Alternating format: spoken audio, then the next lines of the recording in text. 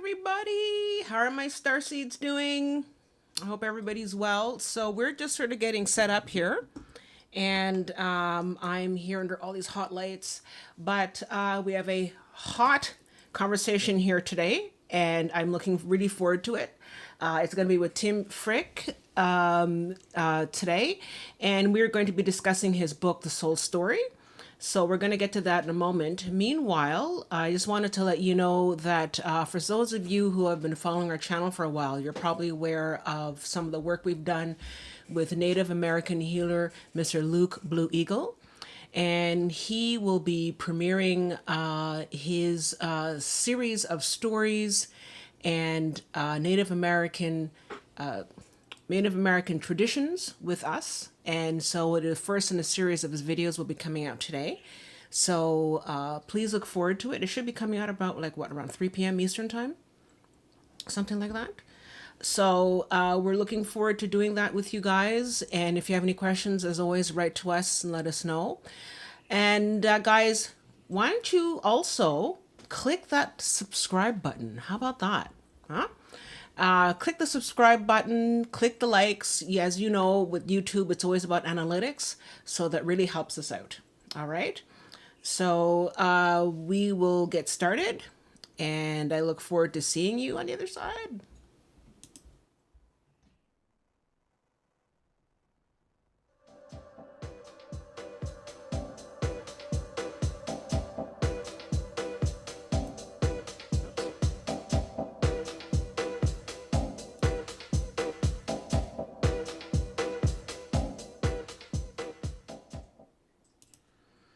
All right.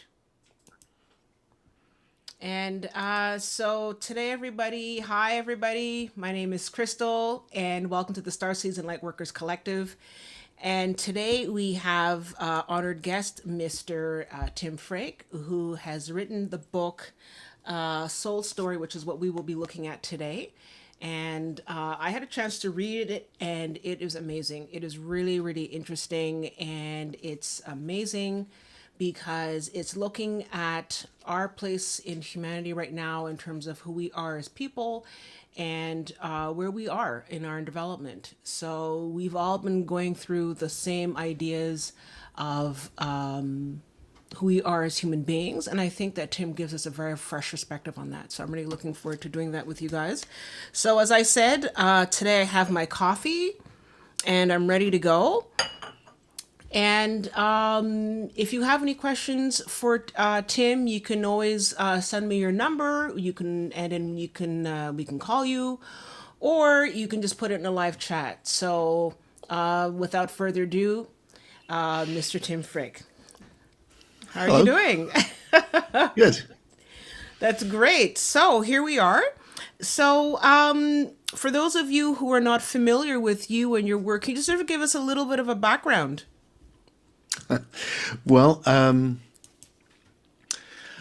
I've just turned 66, and I've been exploring this bizarre business of being alive since I was a very young teenager. And part of that exploration has been looking at spiritual experiences, which I started having as a young teenager. And it's led me to write a lot of 35 books, which are published all over the place. The one that probably people will know is the one that, or may know, is the one that is actually a bona fide international bestseller, which was one called The Jesus Mysteries. So that was 25 years ago now, 26 years ago. So there's been a lot of books, and the last book is the one that you held up very kindly for everyone to see, which was Soul Story. And that's a radical shift for me. And to give it some context, I'd say that what I did in my previous 34 books was about looking at all the spiritual traditions of the world and going, there's something in common underneath all of these. I'm not the first person to point out that by any means, but there's a kind of a human experience, which can be called awakening or something like that, which seems to be universal. And then people understand it in different ways.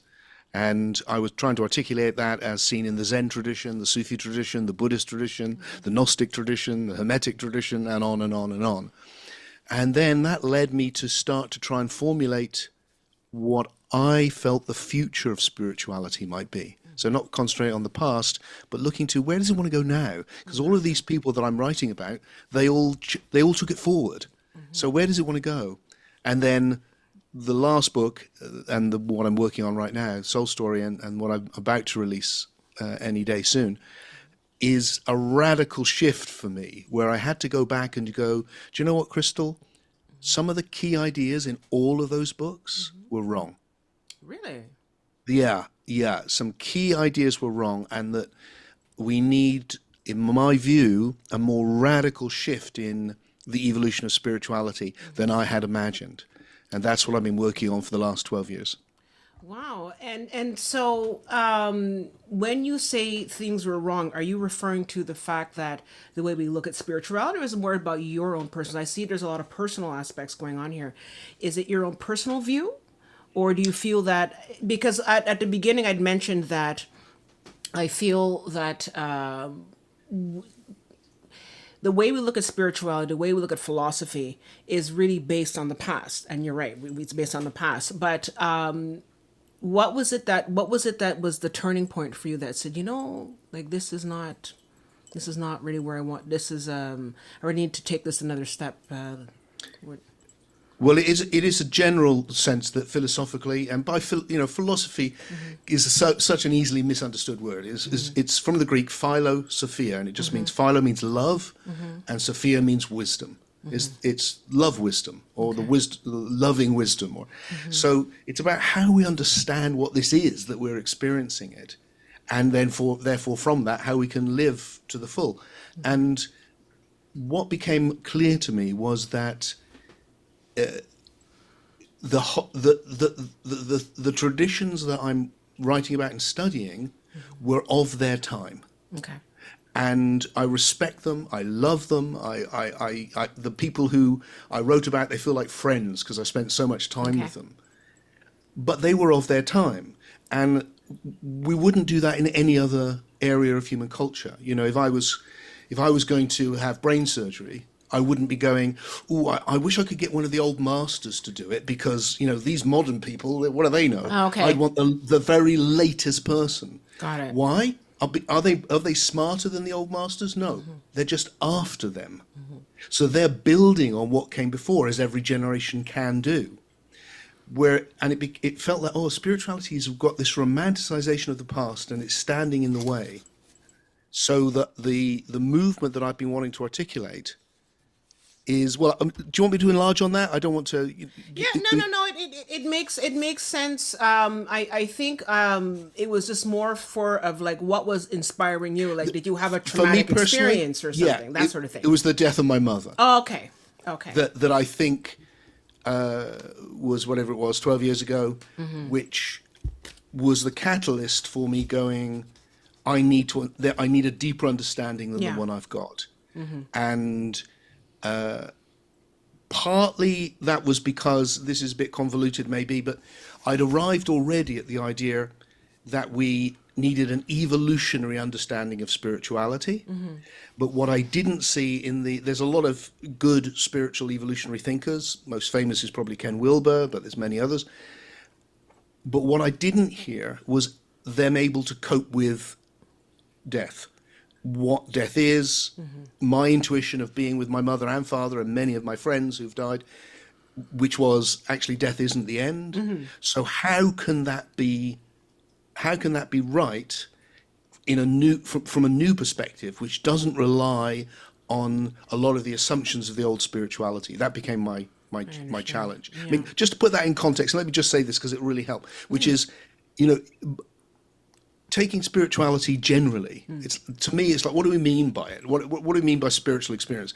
And the most general way that I would define it would be those moments when you go, there's more going on here than our socio-biological lives. There's just more. And I suspect everyone listening to this, and I would lay money on the fact that it's very true of you, have had plenty of those experiences where you just go, look, there's more. It's not just this, there's more. Absolutely. And it's about understanding what that more is. And what I see is that the human culture goes through these big shifts. And the last big shift was the scientific revolution. And it cannot be said loudly enough what a change that was. And it began a process in which we increasingly left behind the old religions because they just didn't work anymore. Exactly. They just and by doing that, we've ended up with the internet. I can talk to you in a different country. There's people who can watch this all around the world. I mean, miracle upon miracle. Exactly. For our ancestors. Yeah. But the price in the intellectual mainstream I'm talking about now, of course, everything's happening, has been the feeling, oh, we're in a disenchanted universe. It's meaningless. We've lost all of that. Exactly. And my underlying thesis, which I'm exploring, is, look, there will be another big shift. It hasn't stopped. We haven't arrived. Christianity thought it had arrived. The ancient pagans thought they'd arrived. No one's arrived. It's always moving on. And the next big shift, I feel, will be a return of spirituality because it's actually addressing a real level of existence. It can't be ignored for too long, but that it will be in a radically new form. And that radically new form will be a form that could only exist, only after the scientific revolution. So it will build on the scientific revolution. Absolutely. So I find myself very lonely because nearly every form of spirituality is pre the scientific revolution, actually. And I very much want it to move on to a post-scientific spirituality. Mm-hmm. Absolutely. And I can share a lot of what you're saying. I'm not going to say much about it because I always start crying. My mother also passed away. And right. I'm so sorry, everybody, because it's just so... and it led me to really question because I'd never seen it. I mean, I knew what death was. I wasn't... and I'm still not scared of it, but it was just like, my God, the cutting off and the idea of connection was very severed. And so it really made me question things as well. So I'm so sorry, everybody. It's something that, excuse me. But that being said, I know that right now, and I hear you loud and clear, because right now we're in a revolution, especially with the AI. And I think that the whole idea of artificial intelligence is definitely going to change how we see things, especially about what it means to be human. And at the same time, I'm also seeing, like you said, we're seeing how people definitely feel not able to find their place in society. And it's true, we've especially after COVID, a lot of people have said that they feel lonely. A lot of young people especially feel lonely, and they say they don't know, they don't have any friends, they don't have any connection at all.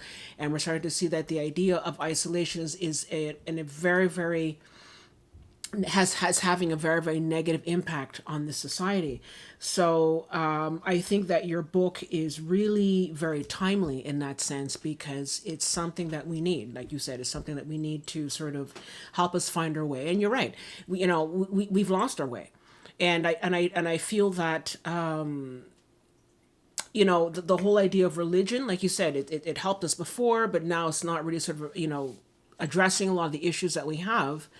And so would you say that the new spirituality that's coming, is it going to be a different version of what we have in terms of let's say, like, for example, like a Christian religion, which is very sort of a collective type of thing, or is it going to be more an independent approach? I don't know if you wanted to. Yeah, no, what a great question. What a great question. Yeah. I don't know is of course the answer, but yeah. my hunch, what it seems to me from these years of investigating it, is that I think it will be more like science. So that what I see with science is that it's very, it requires the individual to question and find new ideas. And it's a creative process in which you don't think you've got all the answers. In fact, you haven't. And you're always looking for better. But it's also collective. So it's not like, the thing you will hear in spirituality a lot, and I understand it, is like, well, that's your truth. This is my truth. And it's like, well, that's your opinion about the truth. That's fine. But the truth is the truth. So, and you're not going to have two physicists going, well, my truth is that the universe, it's like, no, you're trying to find the best together, but you're doing it as individuals. You're not being told by an authority. It's not dogma. It's a creative exploration. And I think I think that's already beginning to happen. I think that new spirituality can come through. I think the biggest problem that stands in the way of that at the moment is that there's not enough reflection. Yes. I would say. Exactly. So that people, we need to sharpen up our ability to reflect, to question, to work cooperatively together, even when we disagree. In fact, particularly when we disagree, Exactly. to search for the best solutions. So that's the way I think it will come about, and the essential idea for me that my hunch is this is what will underlie it is the big idea in science, arguably one of the biggest ideas that anyone's ever had, is that the universe is a process of evolution. I mean, it's enormous vision. It's going, look, 13.8 billion years ago, all the evidence points to the universe being pretty much just hydrogen, just a gas. And then 13.8 billion years later, it has evolved into you and me, Crystal, talking about the universe. That's incredible, but that seems to be what's happened. So all that I'm doing in a way is going, well, what if the area explored by spirituality is not separate, it's not supernatural, it's actually the most emergent or latest level of evolution, so that we can incorporate, so rather the scientific story tends to be at the moment, well, there's physics and then there's biology and then that's it. But what if that's not it? What if it's extended into the psyche? And the word psyche is an old Greek word, I'm sure you know. It just means soul. It's another word for the soul, hence my book called Soul Story. And so it's going, this area that we're experiencing right now as the psyche, that's what spirituality has always been about, the soul. What if the process of evolution has led to the emergence of the psyche, and it's a whole domain, it's an ecology, just like biology is an ecology, all these different forms all linking together. What if it's an ecology of psyche or an ecology of souls? And that is the spiritual domain. That's the spirit world. And it's not outside and we've fallen into it, but it's actually the latest level of the process of evolution. Yeah. I'm going to get to some comments of what some people have made. So I want to read you some of the comments that we're getting from our audience. But before that, I just want to sort of put it out there, and maybe we can stew on it, because in some ways, I feel that, especially with the science aspect, we're always approaching it from a very intellectual perspective. Like, we're always going the intellectual route. And I find even our conversation right now, we're going through the intellectual route, and that's fine. There's nothing wrong with that. But what I've in my own research, what I've noticed is that a lot of people, when they say they feel lonely or they feel that they don't have any connection, and and everybody out there who's watching this, put down your comments. But it seems that there is, at a certain level, an emotional, the heart center is not there. And for those of us that, especially on this channel, we talk a lot about the spirituality, and we talk a lot about our human connection with the divine source. And we don't often mention God, and there was, quote unquote, God. But that's fine, though. If you're Christian, and you can be a devout Christian and still have a sense of there's something more out there, fine. But it seems that a lot of people, and I'd actually like to focus on the idea of a lot of young men, because we seem to be having this thing that's happening right now in this society where a lot of young men feel very disconnected. They feel that there's no hope, and you can look at it and say, okay, well, there's the idea of jobs or the market or all that kind of stuff. But it seems that in general, people feel that there's no sense of love and no sense of connection, even if they have family members. But I'm wondering if I'd asked this question of people back in the 1950s, if they felt that there was a certain love or a certain hope or something, I think I would have a very different answer from what people are saying today. People don't seem to feel any kind of love or acceptance. And I'm not just talking about the outside, like, okay, well, if you're a Trumper or if you're a liberal, or no, I'm talking about the human soul seems to have been left out of this whole equation.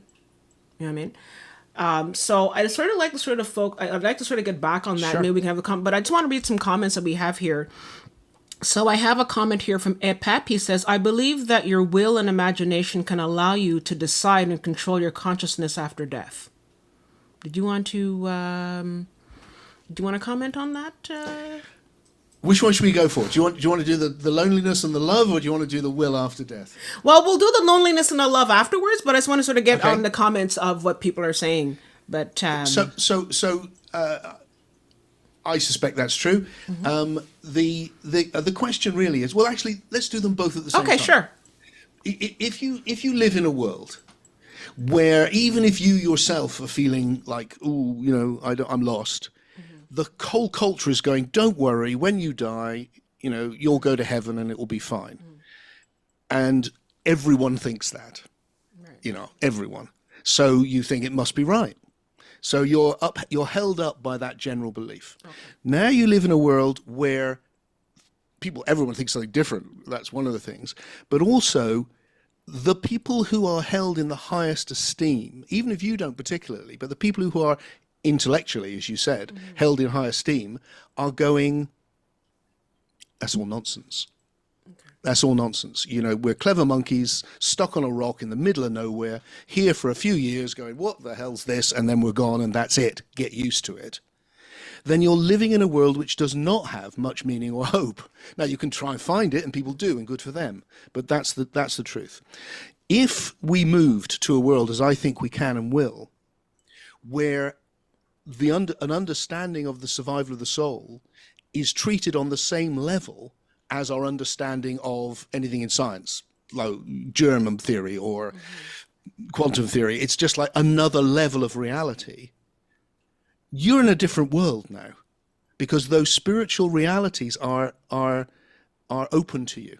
Now, our emotions are how we respond to how we read the world. So if you read the world as meaningless and bleak, that's how you'll feel. If you read the world as full of meaning and alive and you're connected to something greater than yourself, you could call it God, it doesn't matter what you call it, but it's there, and you experience it, the response, in my experience, is the most immense amount of love and optimism and faith, in the sense that this is good, even when it's really hard, which it is a lot.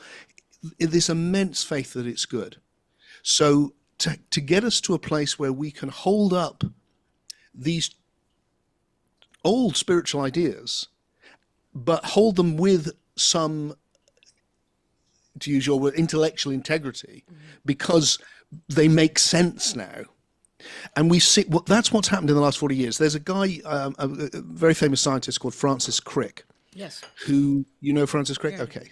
So he was famous for co-discovering DNA. DNA, yeah.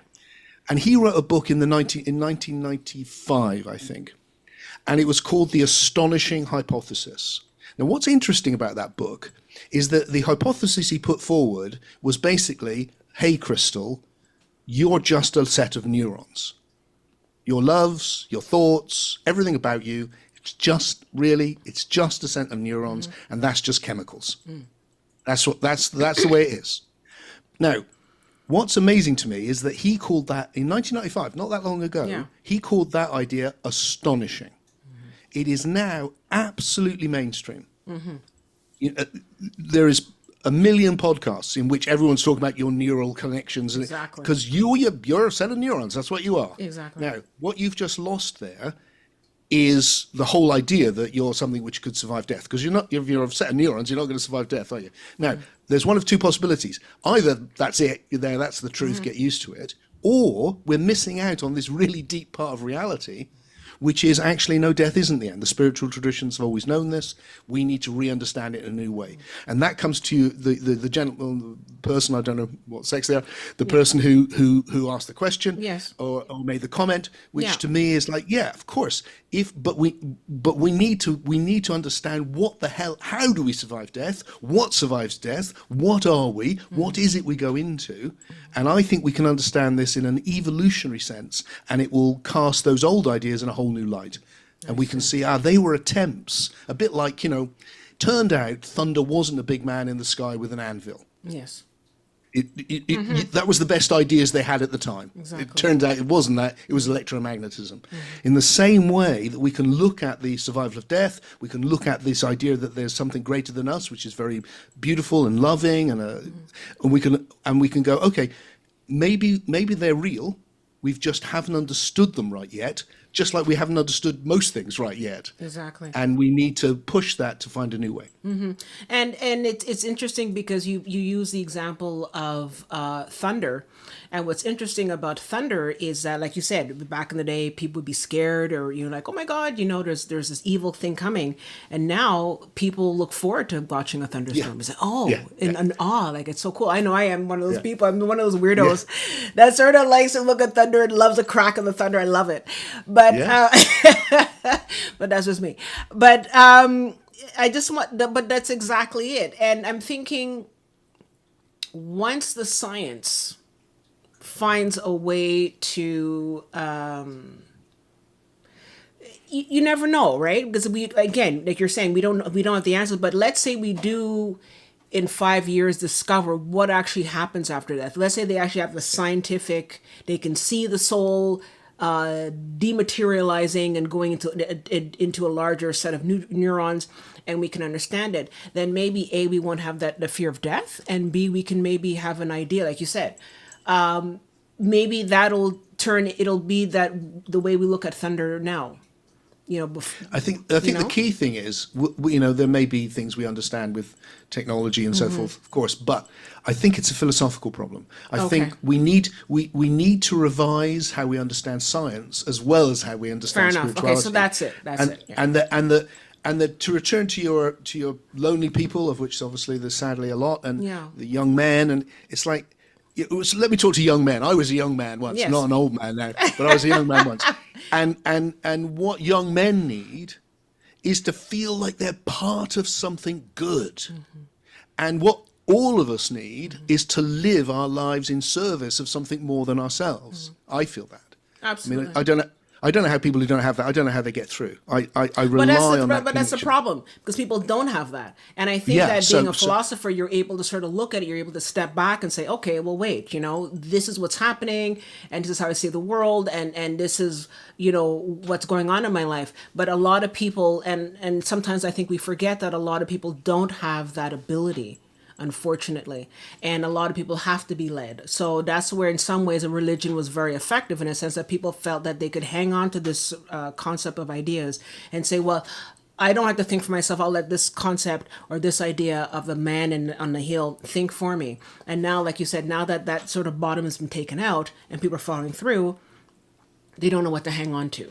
So there's also that aspect as well. You're right, but you're right. But essentially, what's the difference between our cave-dwelling ancestors and us? Because biologically, we're a bit different. Yes. Probably a little less hairy and stuff, but not much. But not much. No, we're not that different. The big difference is ideas. That's what's changed. Okay. We have a different set of categories with which we understand the nature of reality, which are on a completely different level to what they had. And what happens in the evolution of our culture is that those ideas get better and better and better and better. So what we need to address the problems you're talking about, what I call a soul crisis in Soul Story, what we need is good ideas. We need better ideas than the one we've got now, because the ideas we've got now have given us the internet, but they've taken away meaning. Exactly. And my feeling is they're wrong. Although they're very good at physics, quite good at biology, and then there's this other level which they're really bad at the moment. Exactly. And what we need to do is take spirituality, sharpen it up, so that they don't look at it and just go, well, that's just nonsense, isn't it? Yeah. And then join it together so there's one evolutionary picture in which everything has evolved. Everything. And which we're evolving. God's evolving. Everything's evolving. And that can enable us to heal this schism which has existed since the scientific revolution, where to overthrow the old religions, they had to oppose it. Exactly. And they did. They did have to oppose it. But not now.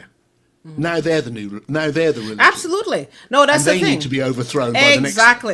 Exactly. Yeah. And I think that I'll get to the next comment, but before that, I think also it has to be a situation where, to make a long story short, we need to find a communication between science and spirituality, but a real coming together, right? And I'm sort of wondering how that's going to happen, because, like you said, if the religion is if science is a new religion, then are they going to even look at themselves differently? I don't know. It's kind of strange. That's why I think we need. That's why. What's happening for most of my work has been experiential. Most of it has been guiding people to experience what I call the big love, to come into a state of oneness, to just feel that expansion. And yet, for the last 12 years, I've felt like, no, I need to concentrate on these ideas. And the reason I felt that is because to enable that healing of that schism, to enable us to move forward, we need ideas which are so clear that people who've been immersed in the scientific understanding will go, oh yeah, that kind of makes sense, actually. Let's have a look at it. Exactly.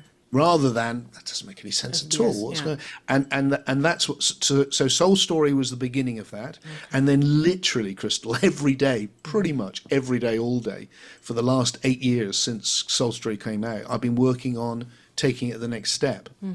And as I said to you before, when we were organising this meetup, that's coming to fruition. May the 1st. May 1st, all right. May the 1st, I'm launching something new. Having written 35 books, I thought there's enough books, so I'm going to do what I call a pod book, which is like the love child between a podcast and a book. So it has the structure of a book, chapters in which I explain things, this and then this and then this, but it's me talking. Okay, God. Well, we have to have you come back for sure. Yeah, absolutely. So that kicks off chapters 1 and 2. There'll be one out each week, probably for the next year, in which I go through this new philosophy step by step by step, so that you can get it. Because if you get it, if you get a new idea, it changes your experience. If you think it's just like mental gymnastics, you've missed the point. Exactly. It's like if you for a moment just go, can you actually get what it was like to think that the thunder was a god in the sky with an anvil? Can you get how that feels? You're living in a different world because of it. And then when you come into or that there's a judgmental God who's going to damn you forever if you don't obey the rules or anything, the way, or the one we talked about earlier, the modern scientific view, which is, look, it's all meaningless. We're here for a little while, then we're dead, and that's it. Just party till whatever your reaction to that is. So every way we see it profoundly affects how you experience this. So the way in which we understand it is not abstract or secondary, it's fundamental. And so what I love about my own evolution has been I see it in a new way, and wow, I've got a whole new experience happening now, and it's better. So I think you're going to be the one to make that change then, I think, for humanity. I mean, at the rate you're going, it just might be I certainly want to contribute to it as best I can. I think so. I can. I think that's what we're seeing here. So I think we're really on the crux here of a new reality, of a new perception. Thank you, Tim, for all of that. So I'll just get to the next question here. So I have a question here from Marie. And she says, may I ask what your base religion is and where you have built from? I am having a similar experience and I find myself alone in my perspective. So thank you so much, Marie, for that comment. What was the name? So her name is Marie, and she says, may I ask what your base religion is and where you have built from? I am having a similar experience and I find myself alone in this perspective. There you go. So I was brought up in the Church of England, which is a very liberal Christian background. And I used to go as a little boy and it was high church, so I used to carry around the incense as a little boy and always had that feeling of something's going on here, but left that behind quite early. At the age of 12, I was sitting on a hill overlooking this small town where I grew up, and something happened. And it was the first time I had an awakening experience, and it changed everything. So by then I'd left I wasn't going to church anymore, and I wrote about it, so I've got some record of it. I've always written things down. So was this experience of being overwhelmed by love, like I was communing with everything, or I would be one with everything, and this enormous love. And because the only thing I knew was Christianity, it was like, oh, I've heard this, God is love, this is God. And that set me off on this journey I've been on ever since, of going, what the hell happened there? How can I get back to it? How can I go deeper into it? How's the best way to understand it? And how can I share it with others? And I've been sharing it with others from that day onwards, actually. Mm-hmm. And what that led me to was to study in a practical, experiential way, not just books, everything that I could lay my hands on.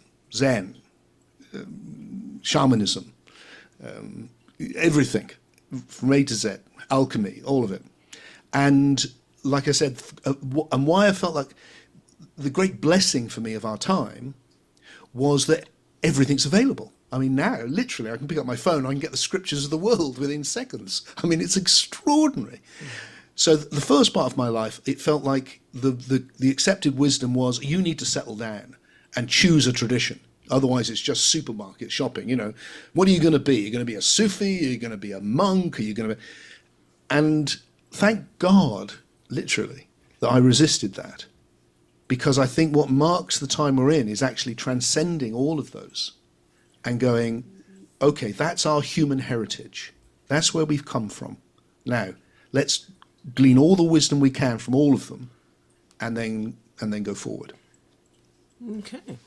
That's really that. Thank you so much for that, Tim. That's really beautiful, and I think a lot of people are really going to resonate with that, because especially when it comes to a certain point in one's life, and yes, we can talk about how young people might feel like some people are lonely, but I think that especially when you get to a point, in your 50s.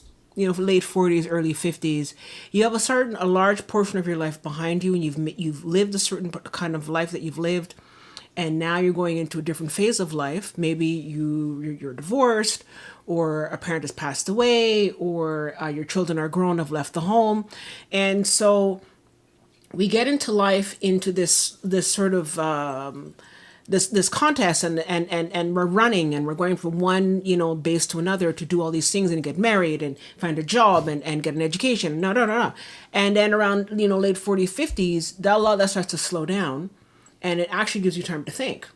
And I think that that's sort of also interesting for a lot of people, especially in their late 40s, early 50s, about, well, what does life mean to me now, right? Yeah. Because I had all this other stuff. And as you get older and you have more maturity, you say, well, okay, well, those ideas were there because this is what my parents told me. This is what society told me. And I think what's also interesting about this time in society is that a lot of people are breaking free, not only from, let's say, a religious perspective, but also just from society's perspective. I don't need to be in this kind of job. I don't need to really get married. I don't need to this or to have kids or all this other stuff. So it's a breaking down of all of society in some ways, which is freeing for many people. But I think it's that sort of freeing that maybe some people, like, we're saying, get kind of like, oh, well, what do I do now? Yes. and that sort of loss. So, yeah. I think that this may be also another reason why people are also feeling lonely, because they just say, well, what direction do I take? Yes, sort of yeah. Yes. And I have an incredibly lucky life. I've had my, heartache and suffering, of course, we all do, but yeah. It's a bittersweet journey, but also been very lucky. And my feeling is, because I've had the chance to immerse myself in that which is greater than me, let's call it God, is the traditional word. Mm-hmm. And this immense love, this love wisdom, I feel profoundly optimistic. Mm-hmm. And whenever I go deeply into that, I can't help but feel optimistic. It's like, it's all right. It's all right. So part of what I want to do with the ideas and practices that I'm exploring is to go, look, the more of us that can connect to this profound optimism, the better we will lead it.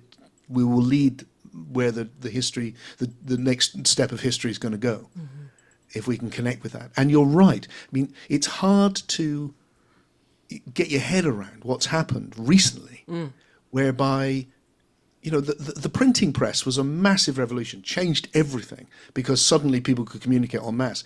We now live in a time where every single person potentially on the planet who can get hold of a phone can speak to every other person on the planet.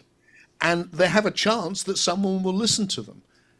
This is unbelievable, what we've done. Absolutely. The level of connection.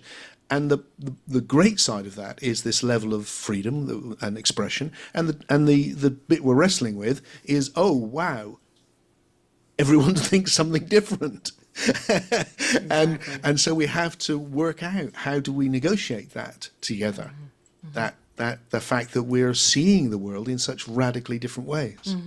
Yeah, that it's exactly it. And you know, and that's part of, I guess, like we said, is a part of the path that we're all on, because it seems, as much as it seems that, like you said, we're all thinking something different, but and maybe I'm just projecting, but I almost sense that we're all on this path looking for that light of, yeah. You know what I mean? Like it's Yes. yes, I know, okay, somebody was growing up Jewish, or somebody was growing up monk, or somebody was growing up here, whatever, but we're all somehow, in my own fantasy, I guess, I don't know, that we're all marching in tandem to try and find, well, what is the final, like you said at the beginning, what is the truth, right? But we're all doing it, but as much as we feel separate, we all feel separate, but we're together at the same time feeling separate. I'm not sure if I'm making any sense here, but yeah, you're know what I making mean? sense to me. You're making sense to Okay. me. Crystal. I'm not crazy. I get. I think what you're saying very clearly, and I do think that. So one of this is kind of a jump back into philosophy a minute, but Yeah. But it's a big idea for me, and it's a radical change. When I said about wrong about things, this is one of them, whereby since I was that little boy at 12, I've experienced, oh, there's something. This is what people call God. But as I became older and more sophisticated, there's all sorts of problems with that idea. And they're quite common problems in the history of philosophy, you know, which most people will have thought of at some point, which is, hang on, if there's a great being who's running the show, who created everything in some way, dreamt the dream of life or something, why is it such a mess? And why is it so full of evil? Why is it so full of suffering? And, you know, people say all sorts of clever things like, well, you need bad to know what good is. And you're just like, yeah, maybe. But you really don't need those little bug things that go into little kids' ears and eat their brains from the inside. Yeah, you know, really. you don't need that. No. You know, it's not right. And so it undermines the credibility of there being a being that I experience as full of love. How can that be? And also, we now understand the evolving universe, so we know now there's been 5 complete extinctions, for instance. So if there is somebody running the show, they haven't got a clue what they're doing. So this God, in the traditional story, the one at the beginning who's outside and is kind of mean and stupid, to be frank. Yes. But the problem is, I don't experience that. When I experience God, when I experience the thing, it's not mean or stupid. It's incredibly wise, incredibly compassionate, and makes me wiser and compassionate. And so one of the big shifts for me was a very simple thought, which I'm now articulating in more and more detail. But let me give you just the simple thought, which was, what if that great being isn't at the beginning? What if it's where it's going? What if the universe is evolving into this? What if it starts with the simplest thing you can imagine? Simple, undifferentiated oneness turning into gas. There's nothing. No consciousness, nothing. It's just gas. But that keeps evolving into more and more. And now it's alive. Oh, and now it's sentient and conscious. And now there's psyche or soul. And now there's a super soul, a super being, which is all the best qualities times 100. And that what we're relating to isn't where it's come from. It's actually we're relating to the leading edge of this the 13.8 billion year process of evolution. That's what we touch, which is why when we touch it, it feels like, wow, what's that?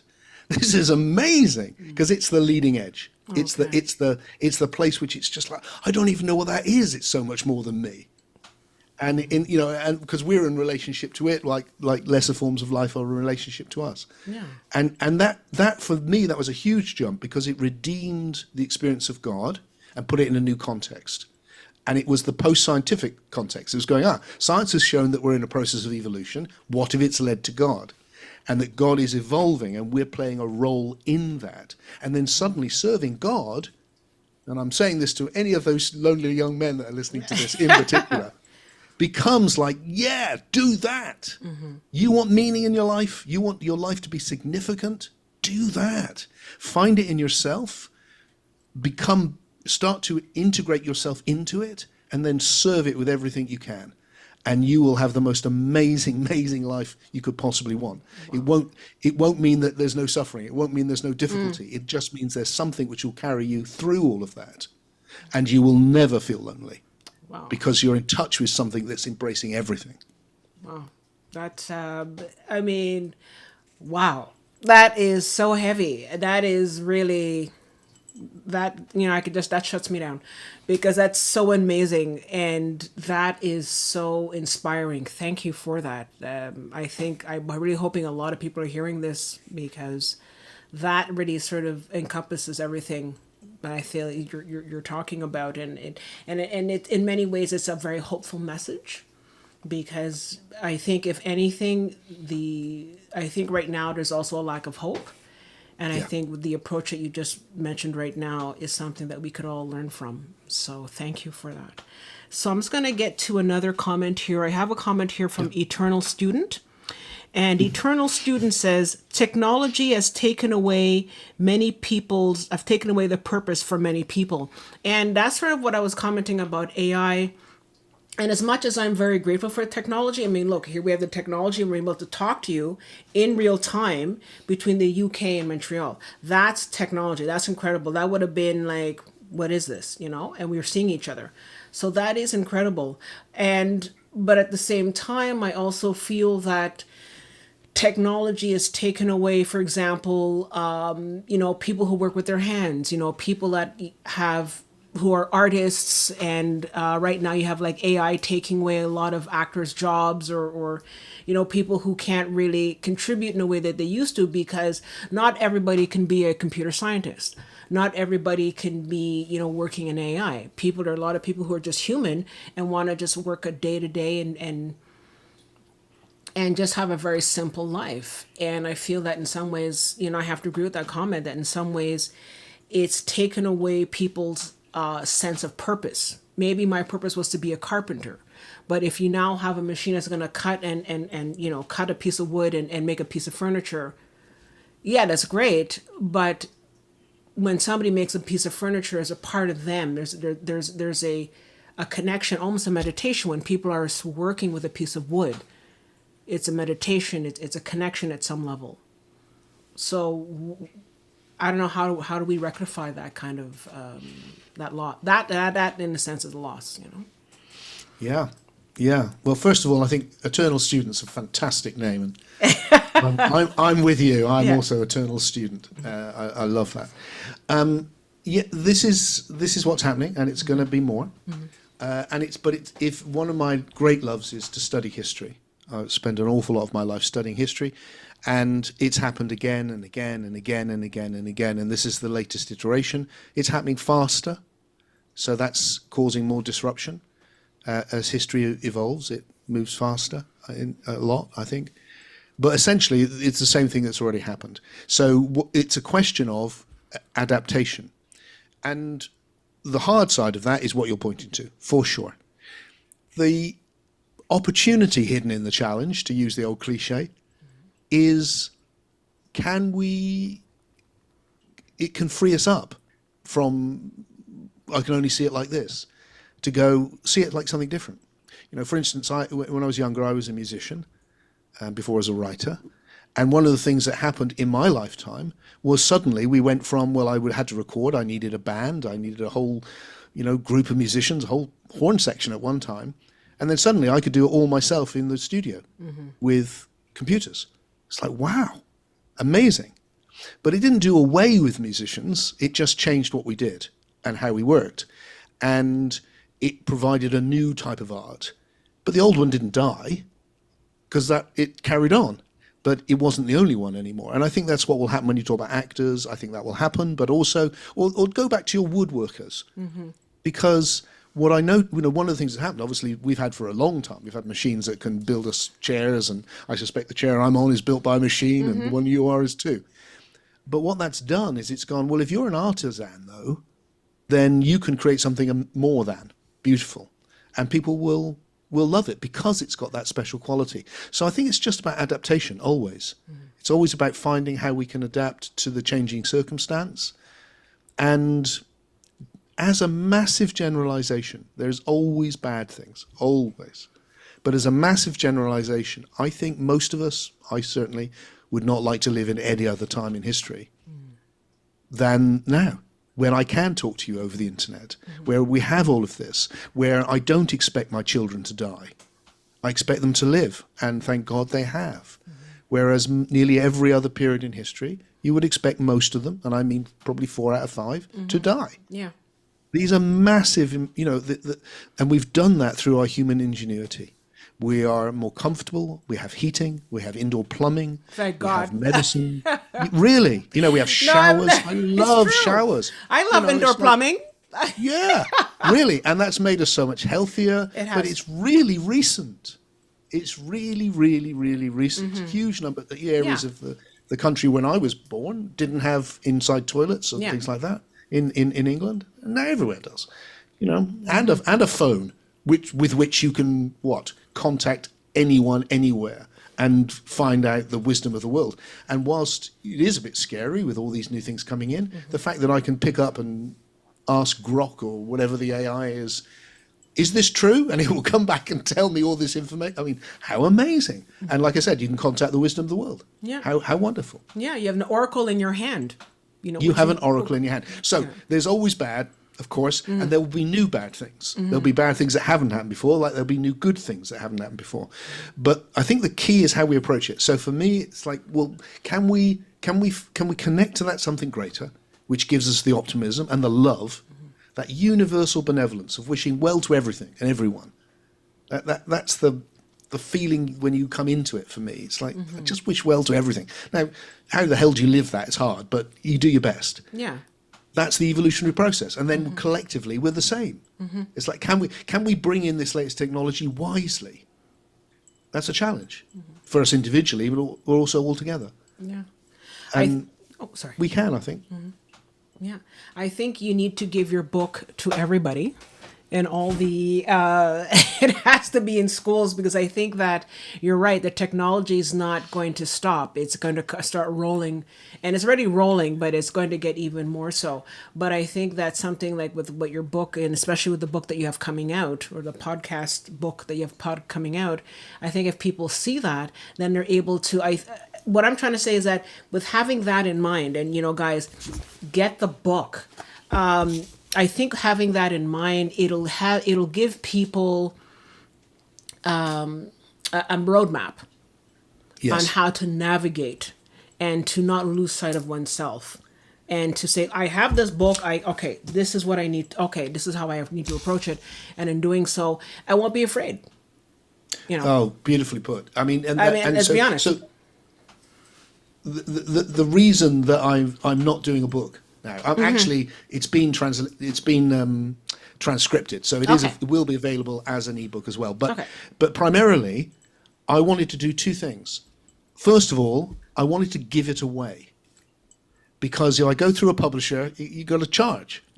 But if I put it on YouTube or on a podcast provider, I can just do it myself. I'm not, a wealthy man, but I'm able to support my family enough that I can give it away. So why wouldn't I? And because I want, and it means if I use this new technology, it can reach people fast. When you write a book, generally you finish a book, a year later it comes out, and then you got book tours and all that stuff. It takes forever. Whereas this, it's ready now. It'll come out May the 1st.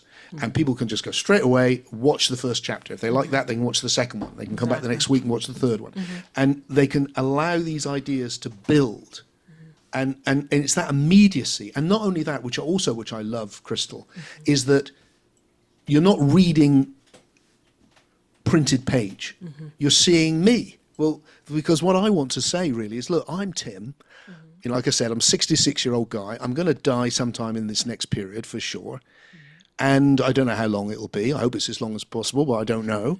But maybe the technology will change that. You don't know. Well, that could happen too. Who knows? Yeah, Who knows? We really don't know. Yeah. But I'm in this thing. I have heartache like you. I've faced all sorts of things like you. I'm trying to make sense of it like you. This is what I've made of it from intensely living. Let me give it to you and see if it's any use to you. And it feels like that is the most I can do. And the new technology does allow me to do that. If I may be so candid, I think that people come along on the path on this planet to give information in order to help the planet along. And just hearing what you're saying about wanting to be able to give it away and to sort of give this information for people to see you is, for me, I don't know. I mean, I'm a bit of an empath, and I sometimes feel things. And when you were saying that, I would just like, and it just opened up my heart. Like, again, I'm going to start crying because it's just that it's beauty. It's such a sense of selflessness. And thank you. Because and I'm not saying this because he's here on the show, so let me butter him up. No way. I really feel that people come along at a certain point in history to help along, and I really feel that this is what this is, and I think this is why I contacted you. And I think that a lot of times I will contact people or connect with people, and I think that this is what this is about. So I hope that I'm able to say that and say that, this is, I think, is really timely. I really do. Well, I absolutely hear you, and thank you for that. The bottom of my heart. That support. Like, it's no BS. This is really how I feel. So let me respond then by saying, look, one of the things which I'm doing is I've set up a online community. So one of the ideas in the new work, which builds on Soul Story, is to go, I think we're evolving from individuals into what I call univigils. And the idea of a univigil is an individual who is conscious of unity with the universe. And I think that's the next step that we're going to take. And the whole philosophy that I'm out is about supporting that. And so I've got this little tiny, lovely, beautiful little group of people called the International, because it is international, Community of Univigils, which shortens to ICU. Oh! Which I love. It's like, I see you. Beautiful. That's beautiful. I see you. We need to get that. You need to send that information so we can put it in the comments below, please. So please, Tim, send us that website if you're looking for more members. You just come to timfreke.com, and as long as you spell my funny name right, which is Freke, then you get to timfreke.com, and there's a page on the ICU, the community, and it's open to everyone, and it meets every week online from all over the world, and so we get this it's like church. But now it's like we get together, there you go. You see? So we can encourage each other and support each other, do these practices. Because when I said, look, my focus was on experience before, it hasn't gone. I'm doing a retreat here in Glastonbury in the UK in October, which is all about, look, it's one thing to go, look, there's this great, beautiful presence. We need to experience it. So how can we experience it? And how can we experience it together in such a way you go, oh, that's real. Wow.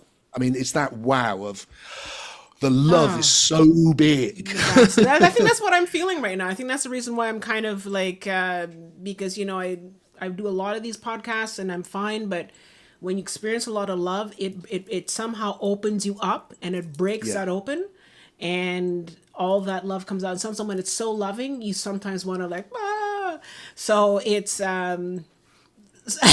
Forgive me for being so emotional today. It's just Oh, that it's like beautiful. It's so I'm going lovely. through this. I don't know. Like I think you're affecting me somehow. Thank you. And we got a comment from the Eternal Student saying, "Thank you. Never stop learning." And Eternal Student says, "Technology has made it possible for people like us to connect with our tribe." Thank you, Eternal Student. That's very true.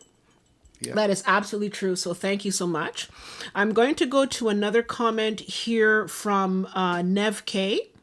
Nev, Nevk. It says, "I felt a disconnect in 2017 from religion, especially when I began to ask God to show me the truth about this world. I saw religion for what it was, a product to promote fear and power." And he says here, "I'm very spiritual, deep in my faith and convictions of my beliefs." So did you want to comment on Nev's Yeah, Nev's I think comment there? I resonate with that. Yeah. There's obviously within the religious traditions there's usually a mystical heart which is beautiful, and then there's a whole load of politics and like you said, fear and all the rest of it. So they played a good role, they played a bad role. Now's the time to move on. We need a whole new thing. So I really hear you with what you're saying with that. Okay, great. Just had to. So I have another thing here. Okay, I'll answer that later. Oh well, Epep says is asking me about the gemstones I'm wearing. Nice. I know. So the gemstones I'm wearing are sodalite, followed by amethyst, quartz crystal, and a bit of I think it's okay. It's not moonstone, but it's sort of like aqua. I think aquamarine, if I'm not mistaken. So those are my stones. Okay. I feel like I should be wearing some. I just I know. like known. I would have dressed up properly. No, for the no, not at event. all. Okay, so okay. Okay, great. So Turnstone says love that, and Sandrine Thines says proud individual for over 2 years. So I think you have a bit of your own crew coming in and speaking with you.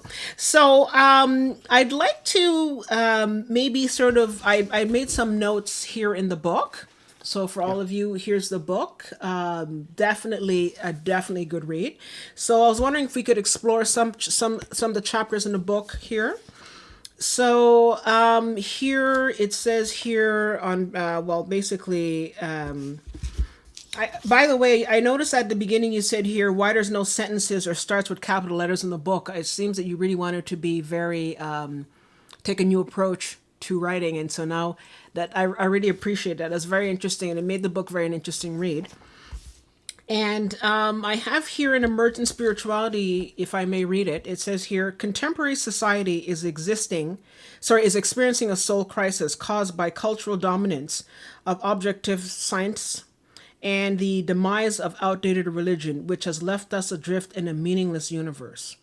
And I put a little note here saying, would this be exacerbated by AI? But I think we answered it that because we've been talking a bit. But if you want to just do like a last quick commentary on that. I honestly don't know the effect AI will have on that. Okay. Yeah, it could also mitigate it as well. It probably do both, depending on how you use it. You know, if it's it just becomes a negative that takes ways people's livelihood and things like that, then it'll be negative. But if it comes in and offers people a way of understanding and accessing knowledge much more quickly and with greater depth, then it could have a very positive effect. Okay, that's good. So another part in your book here, it's the reality of time.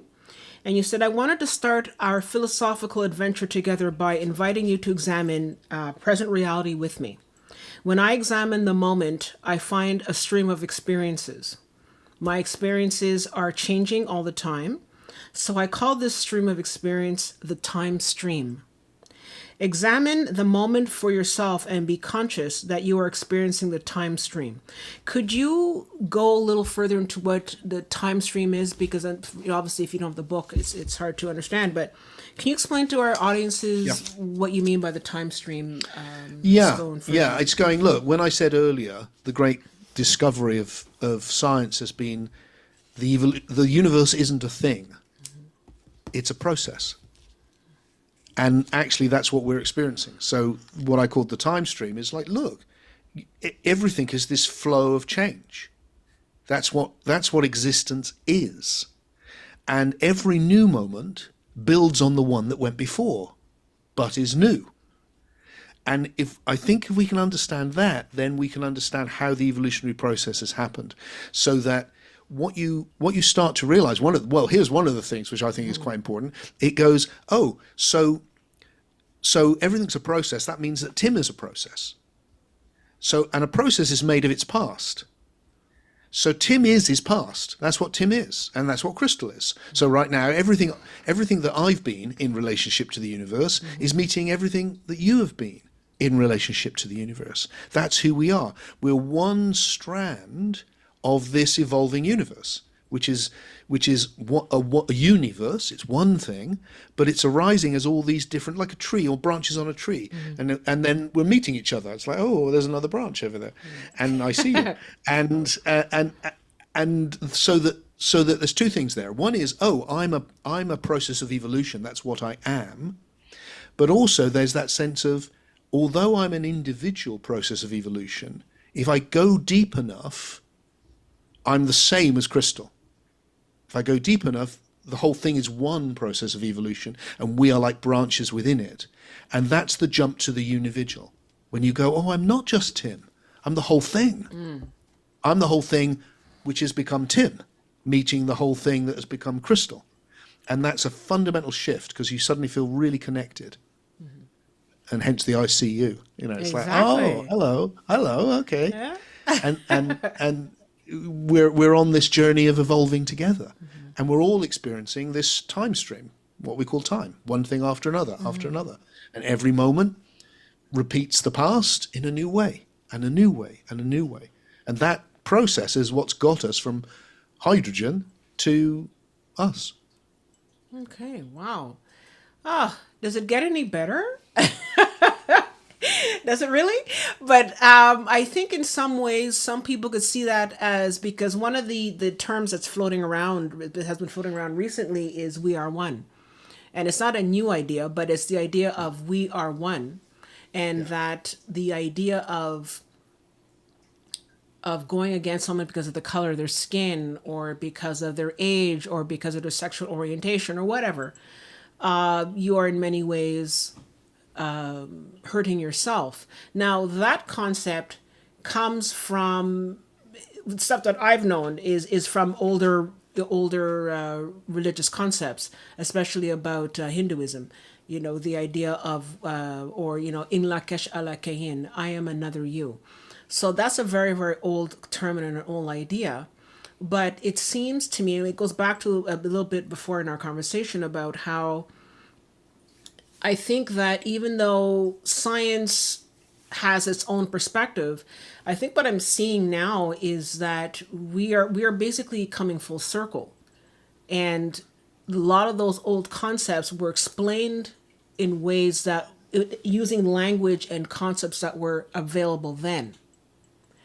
And so the idea of in lakesh, or namaste, in lakesh alakein, it's old words, but it's a concept that is very still current. But maybe science is, just like you said, has to discover it for itself sometimes.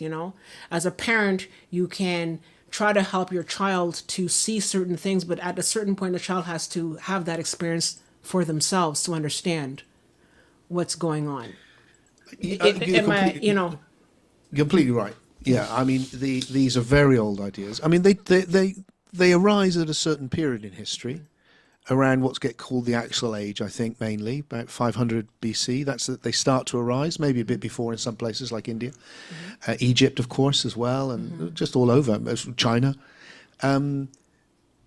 And it's very profound. So this is when I say, look, we need to re-understand the importance of these old ideas in a new way.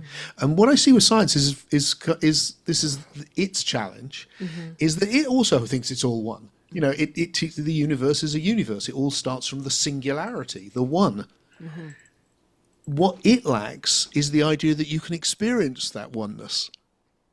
It thinks it's merely a technical understanding in physics, whereas what anyone who's studied spirituality experientially knows is no, you can experience it, and when you do, it's utterly amazing, quite beautiful and stunning when you suddenly go, oh, I'm not just this separate thing. And what I love for me about, but there's also, let me go for this. One of the old ideas you get, understandably, is that it's really all one, and that your individuality is in the way of you seeing that it's all one. That's your jiva or your ego or whatever name you give to it in the different traditions. The eidolon in the West, in the Greek. Whereas I think so you get a form of spirituality which is often negative, which is you've fallen into an illusion, you've become trapped in a body. You know, the body's a kind of tomb. That's Plato said that. This is Maya, samsara. You need to get free. And what do you need to get free of? Your humanity. Get rid of your attachments. Get rid of your emotion. Get rid of your mind. Get rid of everything that makes you human, and you can get back to this one. What I'm suggesting takes that essential idea and just turns it on its head and goes, no, the opposite. The individual, the evolution of you as an individual is the foundation. It's not in the way. It's what enables you to experience the one. So that's the unividual. The unividual is an individual. It hasn't gone anywhere. You haven't destroyed the self that was an old way of looking at it, which was to do with that period in history. Exactly. Now we can flip it on its head and go, no, you are it. You are the evolving universe. You, crystal, not some other thing, not some real self that's something other than crystal. Crystal is the evolving universe as crystal. And through that process, she can experience, oh, I'm actually the oneness of everything. And when you do that, you touch this greater being you could call God, which is the leading edge of this evolutionary process. And then suddenly we're intimately connected with each other. But we're still individuals. Exactly. Yeah. But we're all connected. Absolutely. So it's basically almost like a fractal, if you will, where... Oh, nice. Yeah, because it's a fractal in many ways, because the fractal has many, many parts, but it's still just one. But those many parts are in different areas and different parts of the universe, but it's still just one, because everything comes down to the one point, right? If we look at because in your book you talk about, well, first we just look at the idea of the universe as the Big Bang and all that, but if we look at it from the Big Bang, then that alone, if you're looking from a scientific perspective, that's where the oneness is starting from, and it's just expanding. Yes, so I would. So the place I've ended up now is going, look, what's the most foundational thing? It's the undifferentiated. That's why it's called the one, because it's undifferentiated. What is it? Well, it's nothing, because it's undifferentiated. And something which is undifferentiated is going to become differentiated as everything, which is why the lowest levels we study with physics, we need to study it with maths, because that's basic information. There's no love, it's just information. But that will turn into this. And then let me just try out this. I'm jumping in a bit here. Sure. I love this idea. When you talk about it, I see you get emotional. I relate to that, because this idea really always cracks me up, which is this is where I've ended up so far, is to say, look, somehow in the evolutionary process, individual cells combined to form a multicellular organism like you and me, where trillions of cells are forming me and you.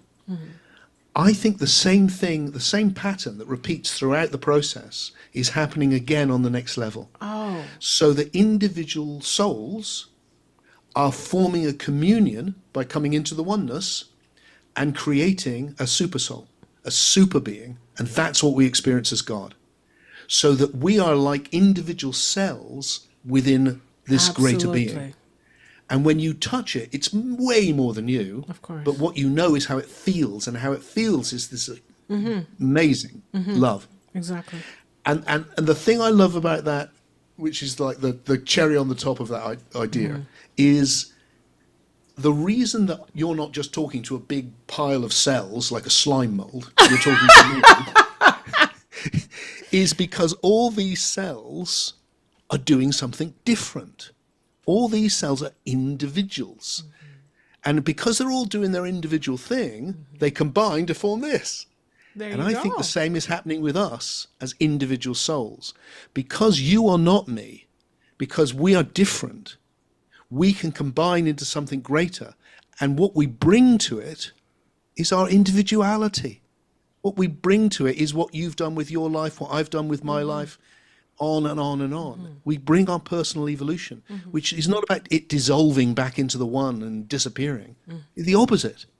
It's like it's our individuality which enables this to exist at all. Wow. I hear people clapping out there. I hear people going, "Oh my God, that's so amazing." That is so profound. And let me throw on top an extra cherry on top of that one. Oh yes. Yeah, okay. You know that More you cherries. can take any more cherries. You can take any cell in the body and turn it into a different cell. You know, there's enough DNA in each cell that if you wanted to make it a cell for the ear, or a cell for the eye, or a cell for skin, that sort of thing, I think that the cells are such that they can change themselves to accommodate where They certainly start off like that. yeah, they start off like that and then can be, changed. And so I'm thinking it's funny how it's not so rudimentary that you cannot change. That we can that each cell can be something else. That it can all, like, that's the whole idea of oneness, in a sense that we can all be. Yeah, and you can see, well, like with kids, it's like it's as you grow old, and we're just talking about the one life. I think we should be open to the idea that there's many. Absolutely. And the so that you get radical change. But each time you can see with kids, you're like, I can remember it. You're going, so what sort of cell am I going to be? What's my thing going to be? And then another big jump for me. This took a while to get to, was that because I was entering into a world where I was seeking out all the old traditions, because that's what was available. The idea I got was there was a certain way I needed to be, which was enlightened or saintly, and that I had to change me into that. So when I would go along to spiritual events, I'd pretend to be someone else. I'd kind of talk like this and be very calm, and I'd be like a spiritual person, because I'm not like that at all. You can see what I'm like. You're great. I'm overexcited and my hands shoot around everywhere and I speak too fast. That's what I'm like. But I thought I had to be someone else. And at a certain point I realized I don't. I just have to be a more evolved Tim. And to serve the bigger thing more, because I'm a more evolved Tim. And then support other people in being a more evolved them. So that they don't have to be like me or me like them, or it's like, and that our distinctiveness is what's so precious. Absolutely. And I think that that's what people are starting to realize, though. I think that even though even though we're at a point right now where people are saying, "Oh, just be you," and all that, I think a lot of people are realizing that, yeah, they just can be themselves, because I think a lot of people have felt a lot of pressure from society to be a certain way and to act a certain way. And if you're a woman, you have to be this, and if you're a man, you have to be that. And the certain concepts of what it means to be masculine, what certain concepts to be feminine, or what certain concepts to be this kind of person or that kind of person. And I think that thank God, is starting to change slowly but surely. We still have a ways to go, but I think that people are starting to break out of that kind of shell. And I think that to sort of illustrate what you were saying, is that the more you're yourself, the more you can get closer to what you really were. And If you become a more emergent version of yourself. Exactly. Yeah. You can it's like what you're pointing to is so profound. And again, it's important to, why history is so valuable, it wasn't like that. This is the rise of the modern individual is really recent. Yes. I think when we talk about science, what happened? Why did science? Why was there a scientific revolution? Well, it was because individuals started to think for themselves. Before that, it was collective. Everyone believed the same as everyone else. And then slowly, more and more individuals went, let's think about this. And they themselves, individually, thought new thoughts. And when enough people do that, you have a creative society. And that's what's led to advances in science, in medicine, in commerce, everything. And it's also then led in my own lifetime to the idea of don't treat someone according to their race or their sex. Exactly. Treat them as an individual. Exactly. And wouldn't that be great? And it's happened. Yeah. It's absolutely happened. Like I am here talking to you. At any other time in history, it was like, well, you're a woman for a start. Yeah, exactly. It's like that would not happen. Exactly. And yet here we are. I haven't crossed my mind. It's like, well, that's because I'm speaking to Crystal. Yes. And it's you. And you're doing that for me. And Exactly. and so these are huge things. So my feeling is we've moved from a kind of a collective human being into an individualized human being. And it's been a great step forward, but like everything, there's a downside. And the downside is we're getting lonely, like you pointed out. We've got this incredibly individualistic, narcissistic side of society. So there's a downside to the individualism as well as an upside. What I hope is that the next phase, which is into the univigil, can address all those problems. Exactly. Because once you've got individuals who are actually serving the whole, who want to express that love, who want to express that universal benevolence, you start to solve all those problems. Exactly. And I think that what it is sort of what, just to sort of add more to what you're saying is that it's basically growing pains because we're going to get there. I definitely see that, we started slowly but surely. And like you said, okay, well, there's a time when, you're a woman, you're a Black woman. There's no way you could, I could be talking to you. Never mind. But it's getting to the point where we are, moving from one side of the pendulum to the other. And we're moving and deciding that, you know what, I don't really see color anymore. Like, for example, here's an example, interracial marriage. There was a time when that sort of thing would have just been completely impossible. Now people are just not caring. Interracial marriage is growing by leaps and bounds because people are moving away from that. The idea that people are saying, I'm not going to hide my sexual orientation, I'm going to just be in it.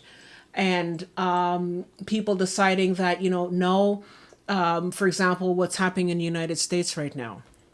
And I'm not trying to criticize, or I'm not trying to do that. I'm just trying to say that because it's in the collective consciousness right now, that a lot of people are saying, you know what, I don't believe that what certain people are doing is right to put people of color down, or to kick people out of the country, or to or all that kind of stuff, or to take away women's right for reproduction.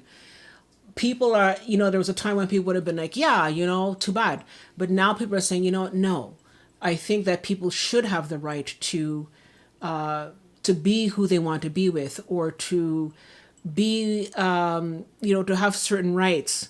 And often you'll see people saying nobody is illegal, as in illegal aliens. Nobody's illegal. People are people.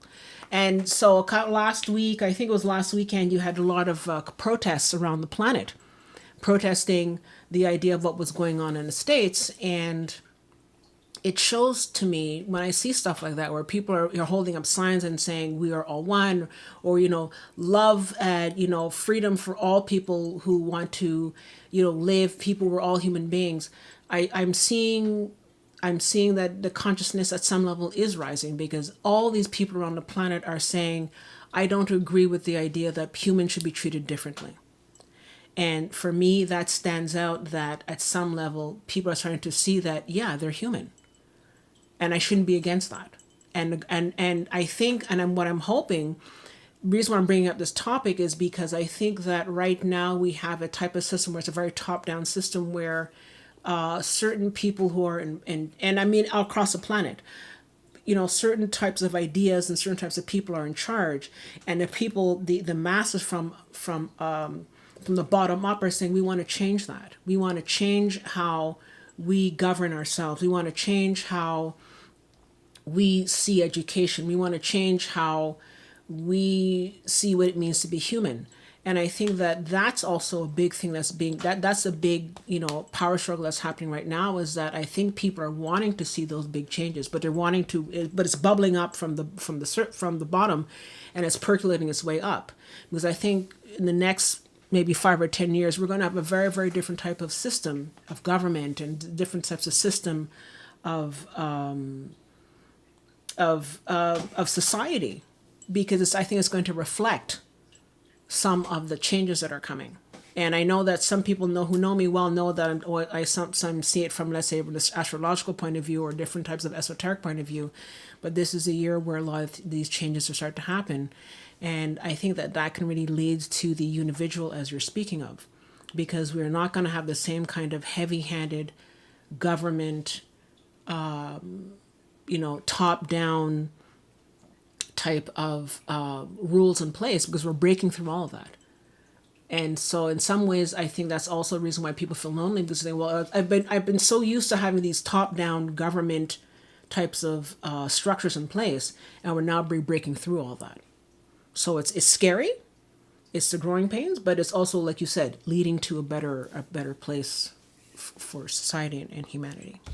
That's my rant for today. Yeah, I think the biggest thing that I see that stands in our way right now, because it moves and changes so fast, and is our ability to hear each other when we disagree. And I see a new type of ghettoization, if you like, where people are less divided on the old issues and more divided on the new issues. And that we need to have that love and that openness towards the other. And the traditional other may be in around race, for instance, but that's really decreased unbelievably historically. I mean, I'm not saying it's gone, but from historical perspective, it like unbelievable change. But I see new types of othering arising, politically particularly, where it's like, you're not my tribe, and it's like, I don't care what race you bring back to marry, but don't bring back one of them. It's like that kind of like, oh no, let's not go there. Let's keep listening deeply to each other. And I think the key for me, which was a real part of my journey really, when I was probably going into my 60s, was really concentrating on trying to understand other people's perspective from their own ideas, and to really hear. And I found my attitude changed to a lot of people when I did that. And I started hearing, oh, they weren't saying what I thought they were saying. And I became open to all sorts of things I've been close to. So my hope is that you're right, that something good, I mean, I do think that. I think we will make that transition. For sure. But we're right in it, of course, always. Even when we've made that transition, there'll be another. For sure. We're always going to be facing that evolutionary process. And somehow it's about, well, I feel like once you touch that love, then it becomes like, how do I live it? So how do I love wisely? And that's not easy. Because it's a very complex world. And it's easy, I think, to be naive as well. I think I've been very guilty of being naive, very guilty of that in the past. Because it's like, it's all love. What more do you need? It's like, well, actually, you need a lot of wisdom.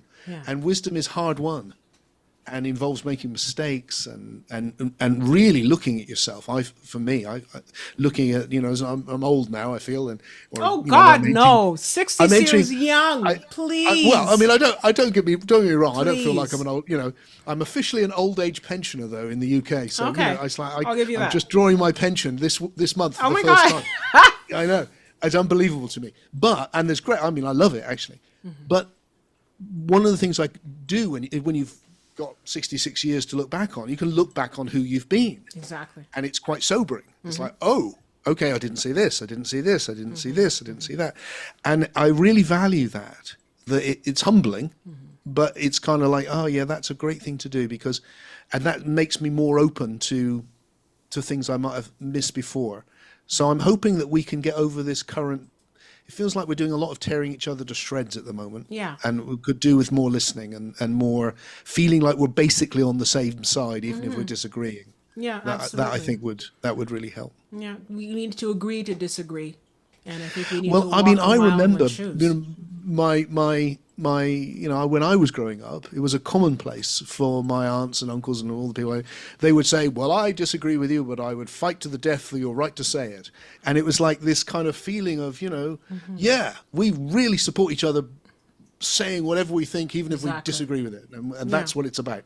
And that's diminished, and I'd like to see more of that. I'd like to see that same respect and encouragement to. It's about the individual again. It's like we need lots of different ideas.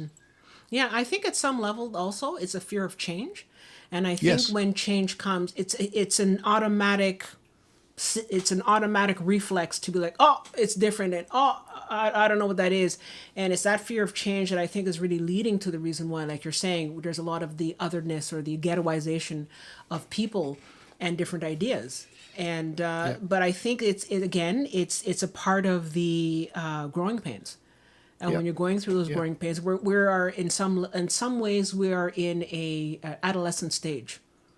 We've come a long Yes, way, yes, but we're in an yes, adolescent stage where yes. we are, as an adolescent, you're brooding, you're trying to fight, against your parents and society, and we make mistakes as teenagers. You look back on your teenage years and, oh my God, facepalm.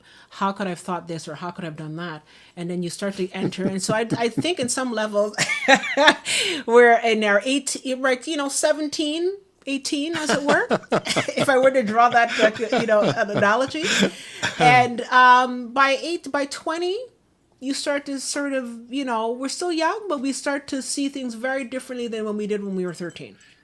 I Let's be love that honest. because one of the things that I do numbers of times in this pod book that's coming out on the 1st of May is say, look, because I'm interested in history. You look back on history and how you see them, like we did earlier, when they believed there was a big man in the sky with a mallet. How Yeah. crazy is that?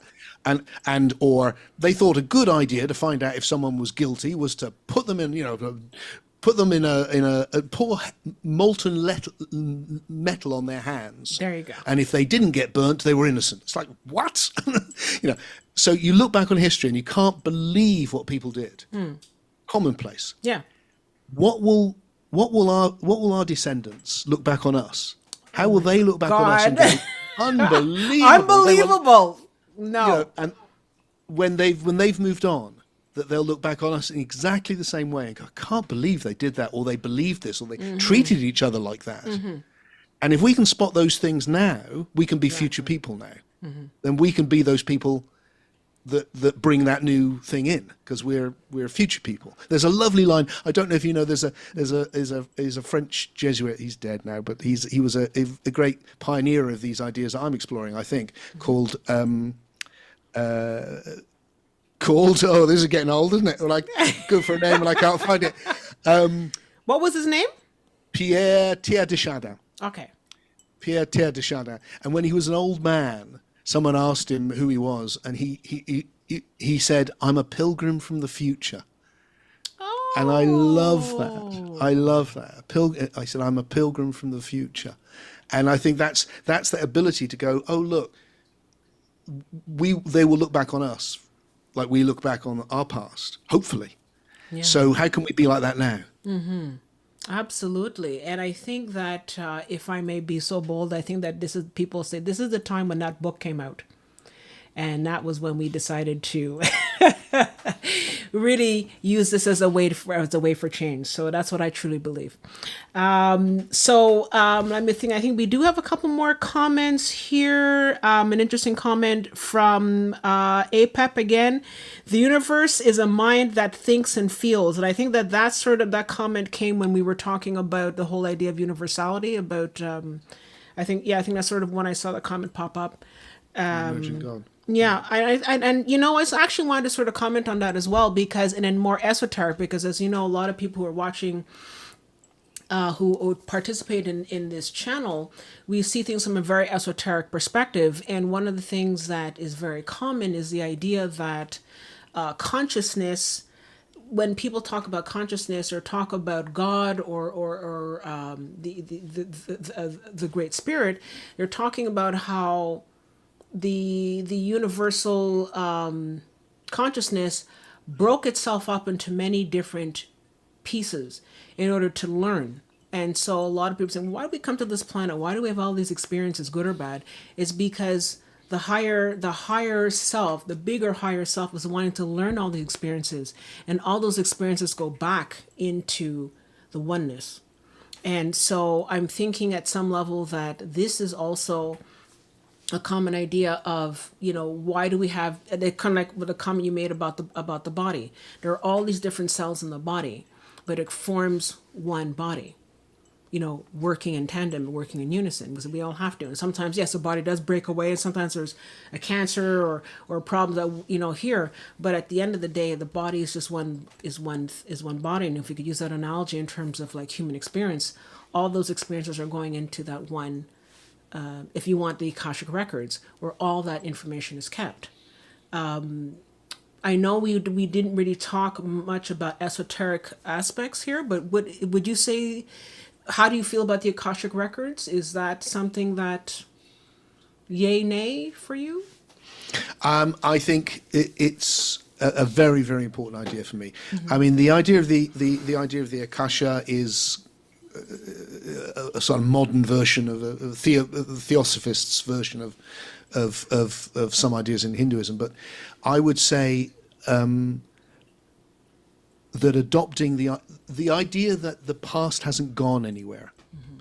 that actually this process of evolution is that the undifferentiated is in a process of forming or becoming. And that everything that has formed is formed forever. So the past exists. And this is an idea which is prevalent in science as well in a different way. So that the past hasn't passed. It's accumulated. There's more of it now than when we started the conversation. Oh, and there's more. And the idea that it's not just a record, but that it's actually, and this will make you smile because we've been talking a lot about AI. I think that's the best analogy. It is only an analogy. It's an analogy. But I think it's the best analogy to understand how the universe evolves. So that what's happening is that the universe is forming and setting up patterns that replete, like a learning AI does. And what makes Tim is that I'm these patterns that repeat. But that's also true of how the laws of physics work. It's also true about why I make vowels in this certain shape that gives me my accent. Everything is patterns that repeat. And that's the past. That's the Akasha. And so the past is like the hard disk of the universe, in which it's got all the information that's running everything. And what we're doing every day is we're creating ourselves, because every choice we make creates a new part of our past. I call it pastivity, that there's a pastivity that runs the universe. So it is the Akasha, but it's even more than that. It's not just the memory of the universe, it's how the universe functions. It's the hard disk of the universe, if you like. Okay. And what that's leading to is a super system, which is what we experience as God. And in that way, it's a kind of a flip from that traditional idea that you were exploring, which is rather than the view of, it was all perfect and then we fell away for some reason to learn things because it didn't know stuff or something, rather than that of going, no, what if it's the undifferentiated. That's why it's one. It's not one something. It's not one consciousness. It's not one anything. It's just one. Mm-hmm. Just one. It's undifferentiatedness. It has differentiated into everything, and it's leading to the most emergent thing you can imagine, which we experience as God. Mm-hmm. And that is where it's bringing all these different branches or these different elements into a new system, like the cells. Because, the body didn't start with a body that then became lots of little cells. That didn't happen. Life took a long time, and it arose in very simple forms, and then more complex, and then more complex, and then more complex, and then us, and then psyche, and then a whole realm of psyche, and then God. Yeah. To take your computer analogy, so if we have the hard drive and that's sort of the hard disk of the computer, I'm wondering if in evolution of this humanity, we go from the zero and ones computer to quantum computing in some way. Well, I think in terms of we as an have analogy. in a way, yes, because what that's I mean, why the computer is the computer that works because it's mimicking the way reality is. I think so that. If you go back to the fact that right now you're seeing me on your screen and you're connecting with a human being, you're connecting with my psyche, my soul, which you couldn't even see if you were here with me. You couldn't see that, but you'd connect with it. You said you're an empath, which means you, of course, in some way we all are, you connect with it anyway. Yeah. But that all goes back, this is actually ones and zeros. It's this or that, this or that, this or that. Well, that's an ancient mystical idea. That's yin and yang. In Kabbalah, that's Bina and Chokmah. In the Gnostic tradition, the same. The idea that the one is two, that oneness is in, and what is two-ness? Well, it's relationship.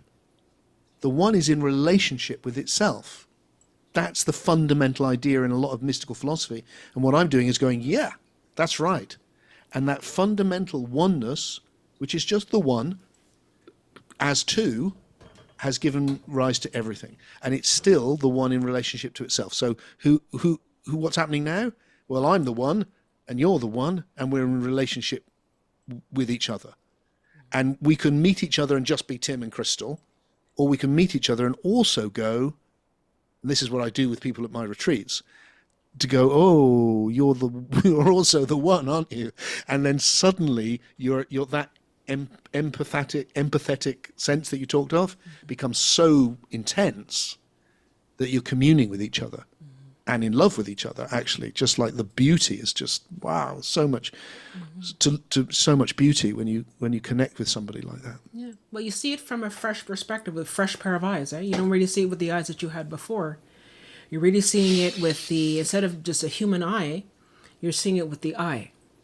Yeah, One, you're seeing it in a more emergent sense. Yeah. Much more emergent sense. And a much more it's just because a lot of it's perception as well, right?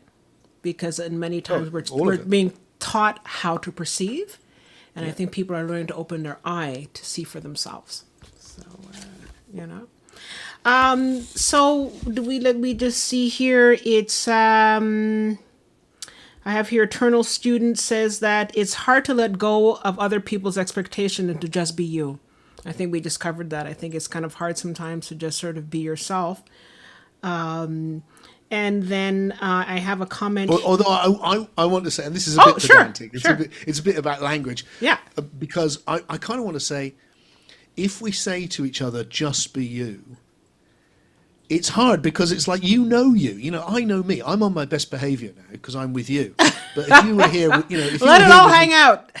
if you were here with me 24/7, like I am, even my wife is not with me 24/7, but I'm with me 24/7. So I know everything about Tim, and there's plenty of other stuff which might, which you might go, oh, I would have thought that.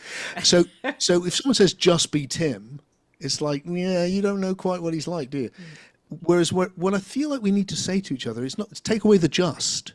It's like, no, be you, because you are this process. For all of your foibles, you are a process where you can keep growing and evolving every day, and then you can be more you, and more and more and more, and that, so that it's not like a just be yourself. It's like way more than that. It's like, there's a bit that right at the end. I don't know. This is a kind of a give you the last line of the book, but I'm going to do it anyway. So the book Soul Story, it just ends with this. I think it does anyway. It's a long time since I read it, but as I remember it, it ends with something my mother used to say to me, where she would say, and I thought it was just superficial nonsense. She would say, "Tim, just do your best." And I felt like, really, Mum? It's like, that's your wisdom. Do your best. Going off to school, and then. Probably when she was dying, actually, we were very, very close. It was a wonderful time. It was such a deep time. And it dawned on me. I just woke up one day and went, oh, God, what would happen if I did my best? What if I woke up every day and just did my best? Bloody hell. It'd be like, that would change everything. And I have to be realistic. I don't think I'm up to that. So I do my best to do my best, which is, I can manage that. But that simple idea of just like, you're alive. Why not Give it, be, not just be you. It's like realize what that means and then be you. Just really, and then the expectations of other people. It's like, no, I'm following the vision that I'm looking to find it. I don't know what it is, to bring me into a deeper and deeper relationship with the universe. Absolutely. And I think that when you stop, and looking at that comment, I'm reminded that when you stop, which you said, the expectations of others, when you stop caring about what other people think or say about you, that also, you also give yourself permission to be Tim or to be Crystal, because I don't care. Because I think a lot of times people are also like, oh, well, if I do this, or if I'm really Crystal, or if I say this or say that, I'm going to be judged. And I think it's that fear of judgment that sometimes holds us back from really truly being Jane or John or whoever we are. I think that once we start to let go of that, and we start to let go of the idea of because you can't be everything to everyone.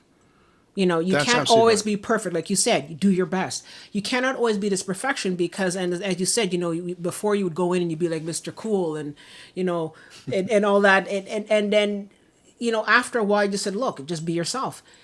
Because also if you do that, you that whole facade will crack. So just be yourself, right?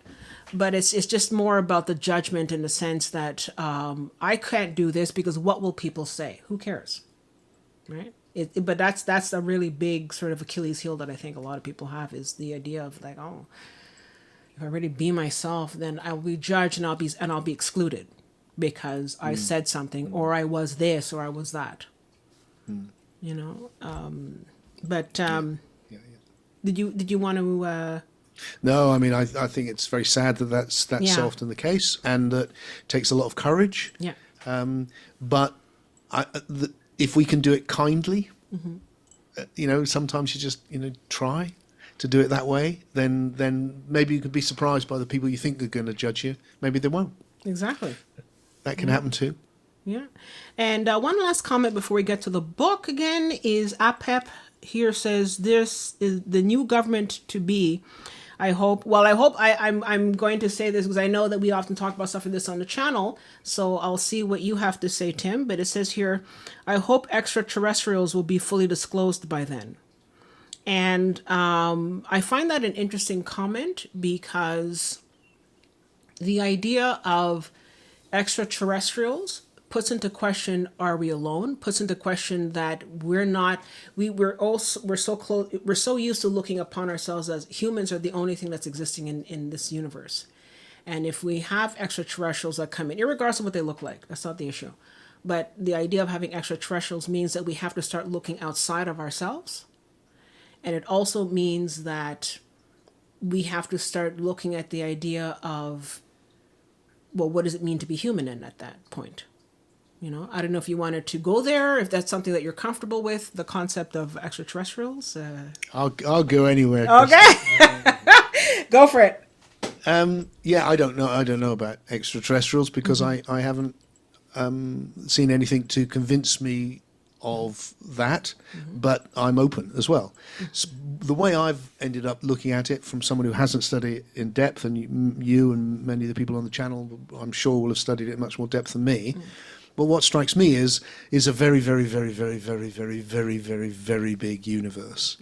So there's one of two possibilities. Either, of course, there's other life. It's like, it's enormous. It's like, of course there is. Or life is so unlikely that it took a universe this big for it to happen in one small dot. Either way, it's an interesting thought. Because either you're going, look, it must be teeming with life, and what will happen when we connect with that? Exactly. Or, wow, this is precious.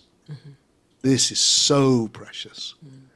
And for me, both of them create that more sense of the value of life and the importance of, looking after each other and making the journey. Absolutely. And on that, I think we're going to go to another part in the book. And it says here about, okay, I think about spanning space and time. And here you have the story of evolution told by science begins with what physicists call the initial singularity. This is infinitely dense mass that expands to become the universe. And when this happens, space comes into existence. Moment zero is the beginning of space as well as time.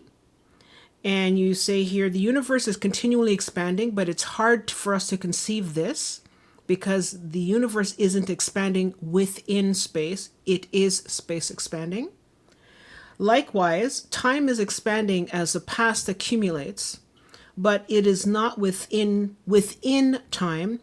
It is time accumulating. Did you want to expand on that a little?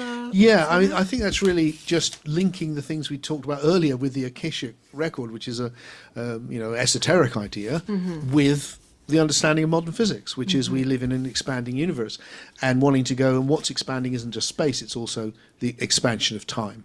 So Albert Einstein, there was many others. He wasn't the first, I don't think, either, but talked about time as a dimension.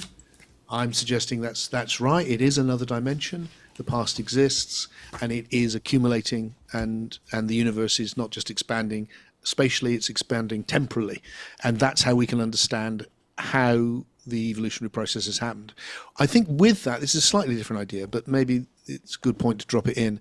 The hypothesis, if you like, the big idea that I'm following to see if it can work, and so far I really think it is this. What if existence is the process of forming, or the process of becoming, the time stream? What if that's what it is? So there's nothing outside. There's nothing before. There's nothing outside. Everything that has any quality whatsoever is forming in this one process of the one differentiating into everything, and that therefore we can understand that what spirituality is studying is not supernatural. It's not outside of the natural world. It's an extension of the natural world. Okay, that's true. Very fascinating. And this is a topic that I find interesting. The next aspect of your book here, your multidimensional identity. And so you say, we experience spirit as a deep knowing I am. But often we associate the sense of I with the physical body. Here's how I've come to see this. In the evolution process, consciousness first emerges as the experience of sensation. So there's a somatic feeling that the I located in the body as a center of sensation. When the soul dimension evolves, the sense of I becomes associated with the psyche, particularly with our ability to move our center of attention wherever we choose. Then, if we spiritually awaken, we recognize the essential nature of the I as a formless awareness. Did you want to expand on that one? And in particular, multidimensional. When I said I'd been wrong about a few things, Crystal. Okay. This is another one I've been wrong about. Mm-hmm. So I would say the same thing now, 8 years later. I'd say the same thing, but in a different way. So now I would say that was still very much, that was the last vestige of the old traditions, which was still there hanging around for Soul Story. It's now gone. So now what I'd say is, look, there is a fundamental oneness. What quality does it have? None, apart from existing. So let's call it being. There's a oneness of being, which is in the process of becoming everything. And so when we become conscious, when sentient life evolves, it becomes conscious of itself on the level that it's emerging on. So body sensation is the first level that it knows it's being. So you see that in animals. They have to know, this is my body, I'm running away from that thing that's trying to eat me, I can hide here. They have a somatic sense of being. And then with the psyche, this non-spatial thing which we're experiencing right now, the world of images and ideas and dreams and the spiritual dimension, now that changes. And we have the somatic, but we now have another sense, that I'm Tim. I'm this story that's unfolding. I'm a persona. I'm a individual, and I'm meeting you. I see you somatically, but I also see you as a soul. And we have that sense. And then when we have the awakening, to use the traditional language, I think what happens is you go, oh, that sense of being that I feel in my body, and then that sense of being I feel in my soul, it's all being. Everything is one being, which has become everything. And so the shift into the individual is when you go, oh, my being is also one with all being. Everything is being. Look around you now. What's the one thing that everything's got in common? It's all being. It's all being in different ways, but it is all being. And then when you put your attention and you home in on that beingness, the isness, the Zen people call it, suddenly you're immersed in this being. So the traditional image you'll see in Hinduism and places like that would be there's one ocean of being and everything's a wave on the ocean. That's a poetic image for it. Or in physics you might go, there's one field of being and everything is information within the one field. But the experience is what I call communion, because then me as an individual is also one. I'm still an individual, but I'm also one with the room and the air and the floor and you and the universe and Alpha Centauri, and it's like without limit, because there's one being which has become everything. So That's the way I put it now.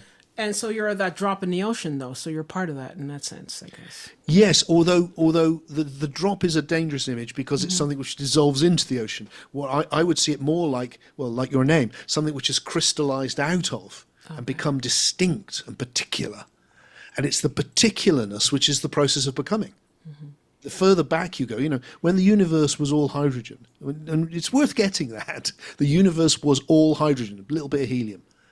It's like this. You take two hydrogen atoms, they're the same.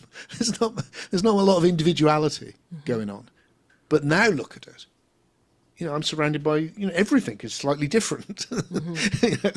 And we're different. And so that it's individualized all the time and formed greater wholes, like the multicellular body is a greater whole. I think God is the ultimate greater whole. Okay. Wow. So that how do I come back from that one? I don't know. We've been on a bit of a roller coaster. We have. I quite like. See, I like the idea of philosophy being a roller coaster. Yeah. Philosophy sounds so dull, but the idea you just sat there strapped in. Whoa. Yeah. You're like... It's like you're on the. Okay, perfect. And so I guess because I'd had the in that same page, I said here, well, you say here, I'd like to invite you to explore these different ways you experience your sense of I on different levels of your multidimensional identity, starting with the body. And I wrote a question here. So what is a multidimensional identity then? I mean, I guess we sort of... So what I'm suggesting, to use the thing I just shared with you, is to go, and I do this, because as I've said before, at my retreats, and I've spent decades roaming around the planet teaching groups of people how to experience this, which is my favorite thing to do in the world, because although I call myself a philosopher, Crystal, I'm really a love junkie. Yeah. That's really Yeah, which I think is what you picked up on earlier. Yeah. It's really about the love. It is. So one of the things you can do then is you can go, okay, feel it. So you can do it now. It's like, have that sense of, oh, I am a body. And it's visceral, literally, isn't it? I am a body. And then you can go to your psyche, your soul, and go, oh yeah, but I'm also a soul. I also exist. I'm one thing, but I exist on these two levels. I'm not just on the level of biology, I'm also on the level of the soul or the psyche, so that I'm experiencing these two dimensions right now. There's an imaginal level of existence, which isn't in space, and then there's this biophysical level, which is in space. And then to go, okay, and now can you go, your identity is not just on those two levels either. You're physical, you're biological, you're the psyche, but you're the whole thing. There's a level, there's the oneness of being, which has arisen as you through the evolutionary process. And when you get that shift, that's the That's the great discovery of the great mystics. And they did their best to understand it in all these in different ways. But I think that was the great discovery when they went, oh, you can actually experience this oneness with everything. And when you do, it's so incredibly profound. So I still think that's absolutely right. And we need to keep on experiencing it and understanding it in new ways. And my biggest hope is that actually if we understand it in a new way, it becomes easier. Because when I started off on my journey, it was very much painted as something quite difficult. Whereas actually I've been with thousands of people around the world, and I think people find it quite easy to just step into it. Now, they may not be able to live in it, but you can step into it. And once you have, you know it's there. You can, once you've had it, and you've gone, oh yeah, this is real. You can't miss the love for one thing, but this is for real. Once you know that, everything's changed. Okay. And you're talking as becoming a writer? Is that where you're coming from? Like becoming a writer was going to be difficult? Sorry, did you just No. Sorry. The becoming the experience of oneness. Oh, to okay. become Sorry. to waken up. Okay. To wake up is what was like. Oh, well, that's really hard. Oh, okay. And then I don't think it is. I mean, I'm not trying to belittle it either, but I'm not. I think it's much more accessible than I was led to believe when I was young, and partly I think it's changing. I think more. When I really started talking about oneness probably 30 years ago, and most people had no idea what I was talking about. And because they didn't know what I was talking about, they thought it was all a bit abstract. You're just like, what's that? It's just a philosophical idea. Now people know it's an experience. And many people go, oh yeah, I had it, and it was amazing. Or I kind of get it. I would like to go deeper, or, it's not. Suddenly people are talking about it. And that's happened over the last 30 years. Yeah. For sure. Would you say that is because, and often I come from a more esoteric background, so I see things from a much more esoteric lens. But for example, 30, 35, 40 years ago, people were not ready. And this is my own personal opinion. I think people were not ready.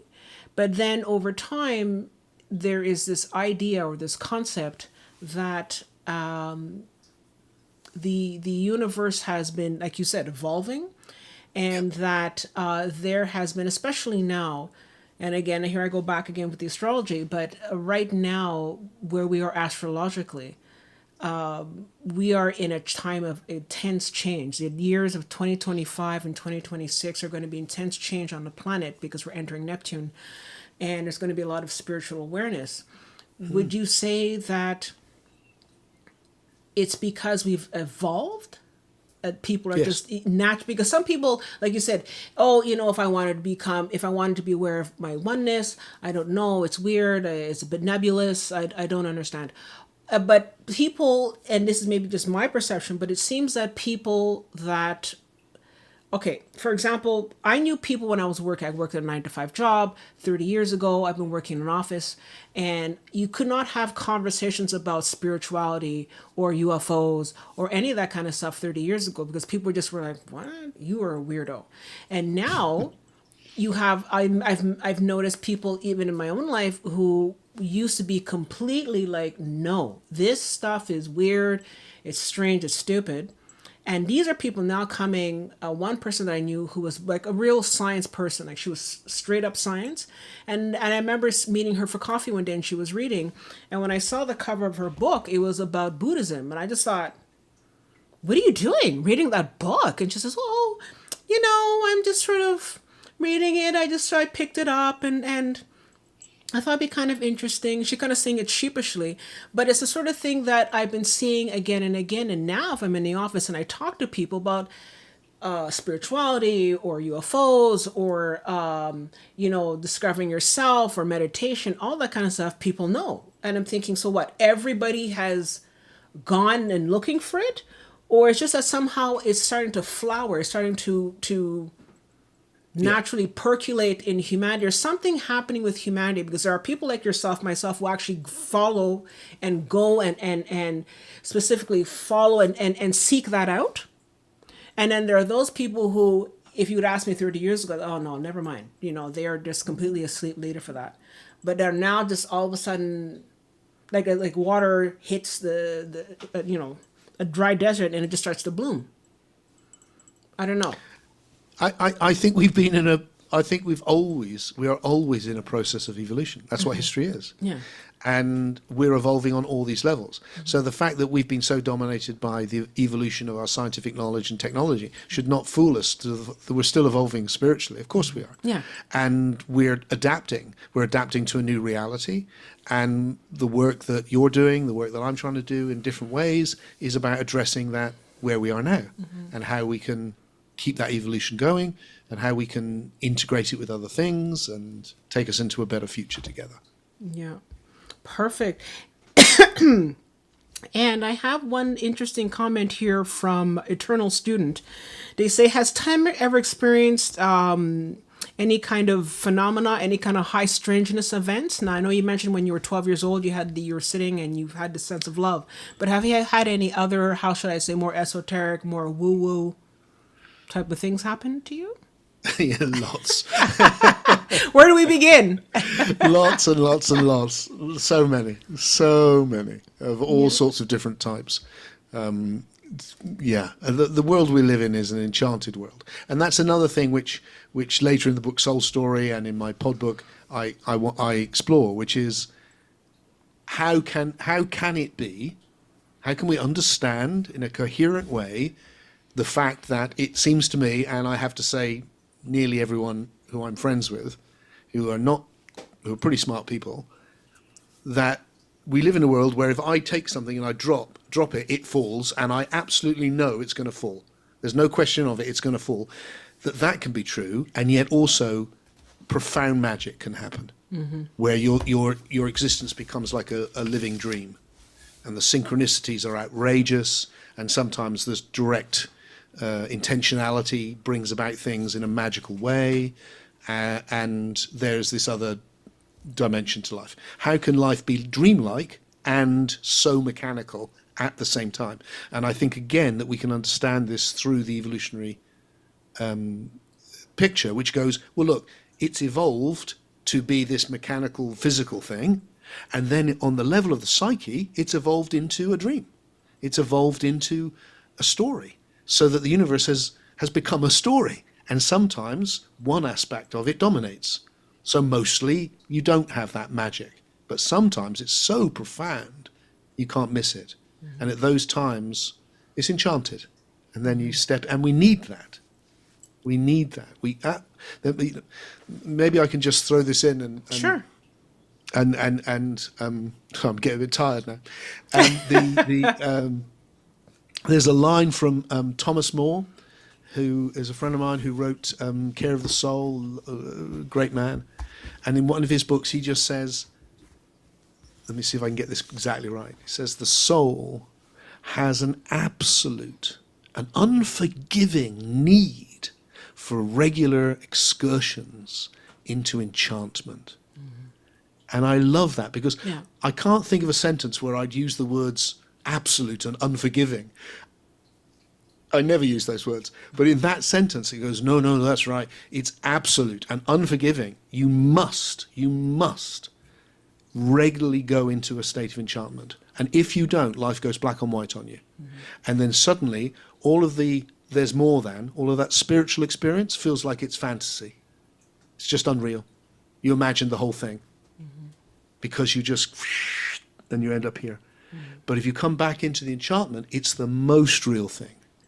It's so obvious. How did I ever miss it? Of course, life is magic. Look. Yeah. And suddenly, it's all in Technicolor, and it's alive and sparkling, and you're alive and sparkling. Oh, well, thank you. Yeah, you are alive and sparkling, and what's interesting is that it is, you made an interesting comment about enchantment. And enchantment is funny because a lot of people feel that we've lost that sense of magic because we know everything there is to know, supposedly, according to science. And some people say, well, we still don't know what the Bermuda Triangle is. We still, but there was a time, let's say 500 years ago, when there were so many things that we didn't understand. And a lot of the explanations were of a mythological nature. Like for example, when people believed in the gods, not 500 years ago, but like, I mean, at a time when when the ancient Greek gods believed in the gods and goddesses, there was a certain amount of enchantment in that. And, a lot of people feel that right now, well, there's really not much to be enchanted about because, well, it's very scientific and we can pretty much find a scientific explanation for everything, so blah. So what that's do we the point, need to I think, do? Exactly there. It's just to go, well, look, we haven't understood everything, but whenever a particular philosophy is dominant, it thinks it's understood everything, and it hasn't. It wasn't very long ago we thought everything was in the Bible. And now we go, that's ridiculous. Of course not. It's like we keep on doing that, and what's happened with science is it has gone, look, we've understood the nature of existence far better than our ancestors, which we have. We've understood physics and biology, and then there's this psyche thing, which is a byproduct of biology. That's all it is. Whereas what's happened is it is cut us off from the very place of enchantment, because it's when you step into the psyche, into the soul, that's where the enchantment is. There's no enchantment in physics. Enchantment in physics is mechanical, but the soul is enchanted. And so if you cut yourself off from the place where meaning exists, it will seem meaningless. If you cut yourself off from the place where magic exists, it will seem like there's no magic. So what we need to do is open that domain up again. And of course, people are still experiencing it. Most people are, don't live they live in a world full of all sorts. And it always blows me away. I mean, I don't know if you have this, where one of the things that happens as a writer is I'll sit on a plane or a train and somebody who just seems like a somebody, I don't know who they are, you sit next to them and they go, oh, hello, and you talk for a bit, and then they go, the question, of course, what do you do? And, I write books. Oh, really? What on? And I say something. And then the next thing I know, they're sitting there talking about their near-death experience or an amazing thing they had with their dying mother, or they're just like... Give them the chance, and people are full of this. Okay. Because these experiences are happening everywhere. It's just that we kind of don't have a room to acknowledge them at the moment in the way that we could. And as soon as that wall comes down, then all of that will open up. Exactly. And then we'll be in a whole new world. Yeah, and it's interesting because the idea, for example, I'll just tag on to the whole idea of near-death experience. A lot of people at the time would say near-death experience is not real, it's just in your brain, blah, blah. And now you have a lot of doctors that are starting to sort of turn the other way and say, well, I think there might be something to this whole near-death experience thing. And people talk about having... I saw something about how in operating rooms they have like machinery where they have messages and stuff, and if people are floating outside their body, they can read these messages and report back to what happened. So stuff like that. I think some people, somewhere are starting to change, but we still have to sort of. The problem is. And I am actually getting tired. Okay, I'm sorry. We're gonna let's go soon. That's all right, but I'll have to go soon because I'm getting tired. But I was listening to Richard Dawkins, the famous biologist, who is someone I might, as a scientist, I really admire him. I mean, he's a brilliant man, and he captured it perfectly. Not meaning to, but he did. Someone asked him rather foolishly, "So, Richard, do you think there could be life after death?" And this look of like, "Oh God," and he just went, "Look, it's just impossible. It's just impossible. That's the problem. If you think it's just impossible, nothing can.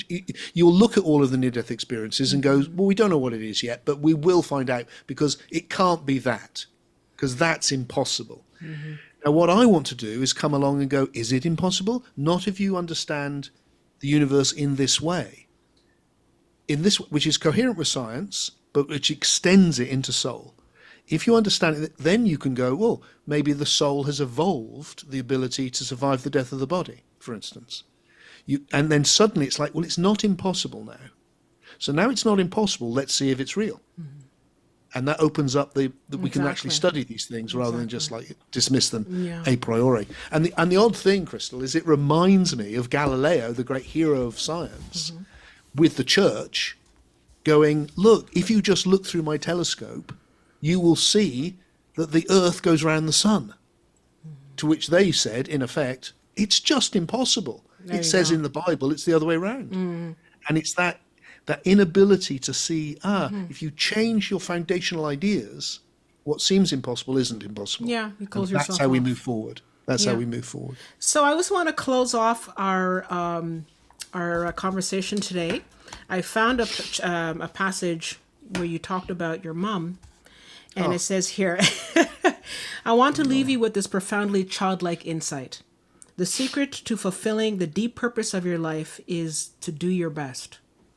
In both sense of this great old phrase, which encourages us to confidently aspire and to accept when we fall short. Do your best, knowing that it may not be perfect. Do your best, because if it brings out what is the best in you, you will light up the world. And honestly, Tim, I think that your book is what's going to light up this world. And so I think your mom was right. Well, thank you so much, and thank you for returning it to my mum, which is she's appeared a few times, and Okay. yeah, I love Yeah. that. Thanks for the conversation. Thank you to you. everyone who watched.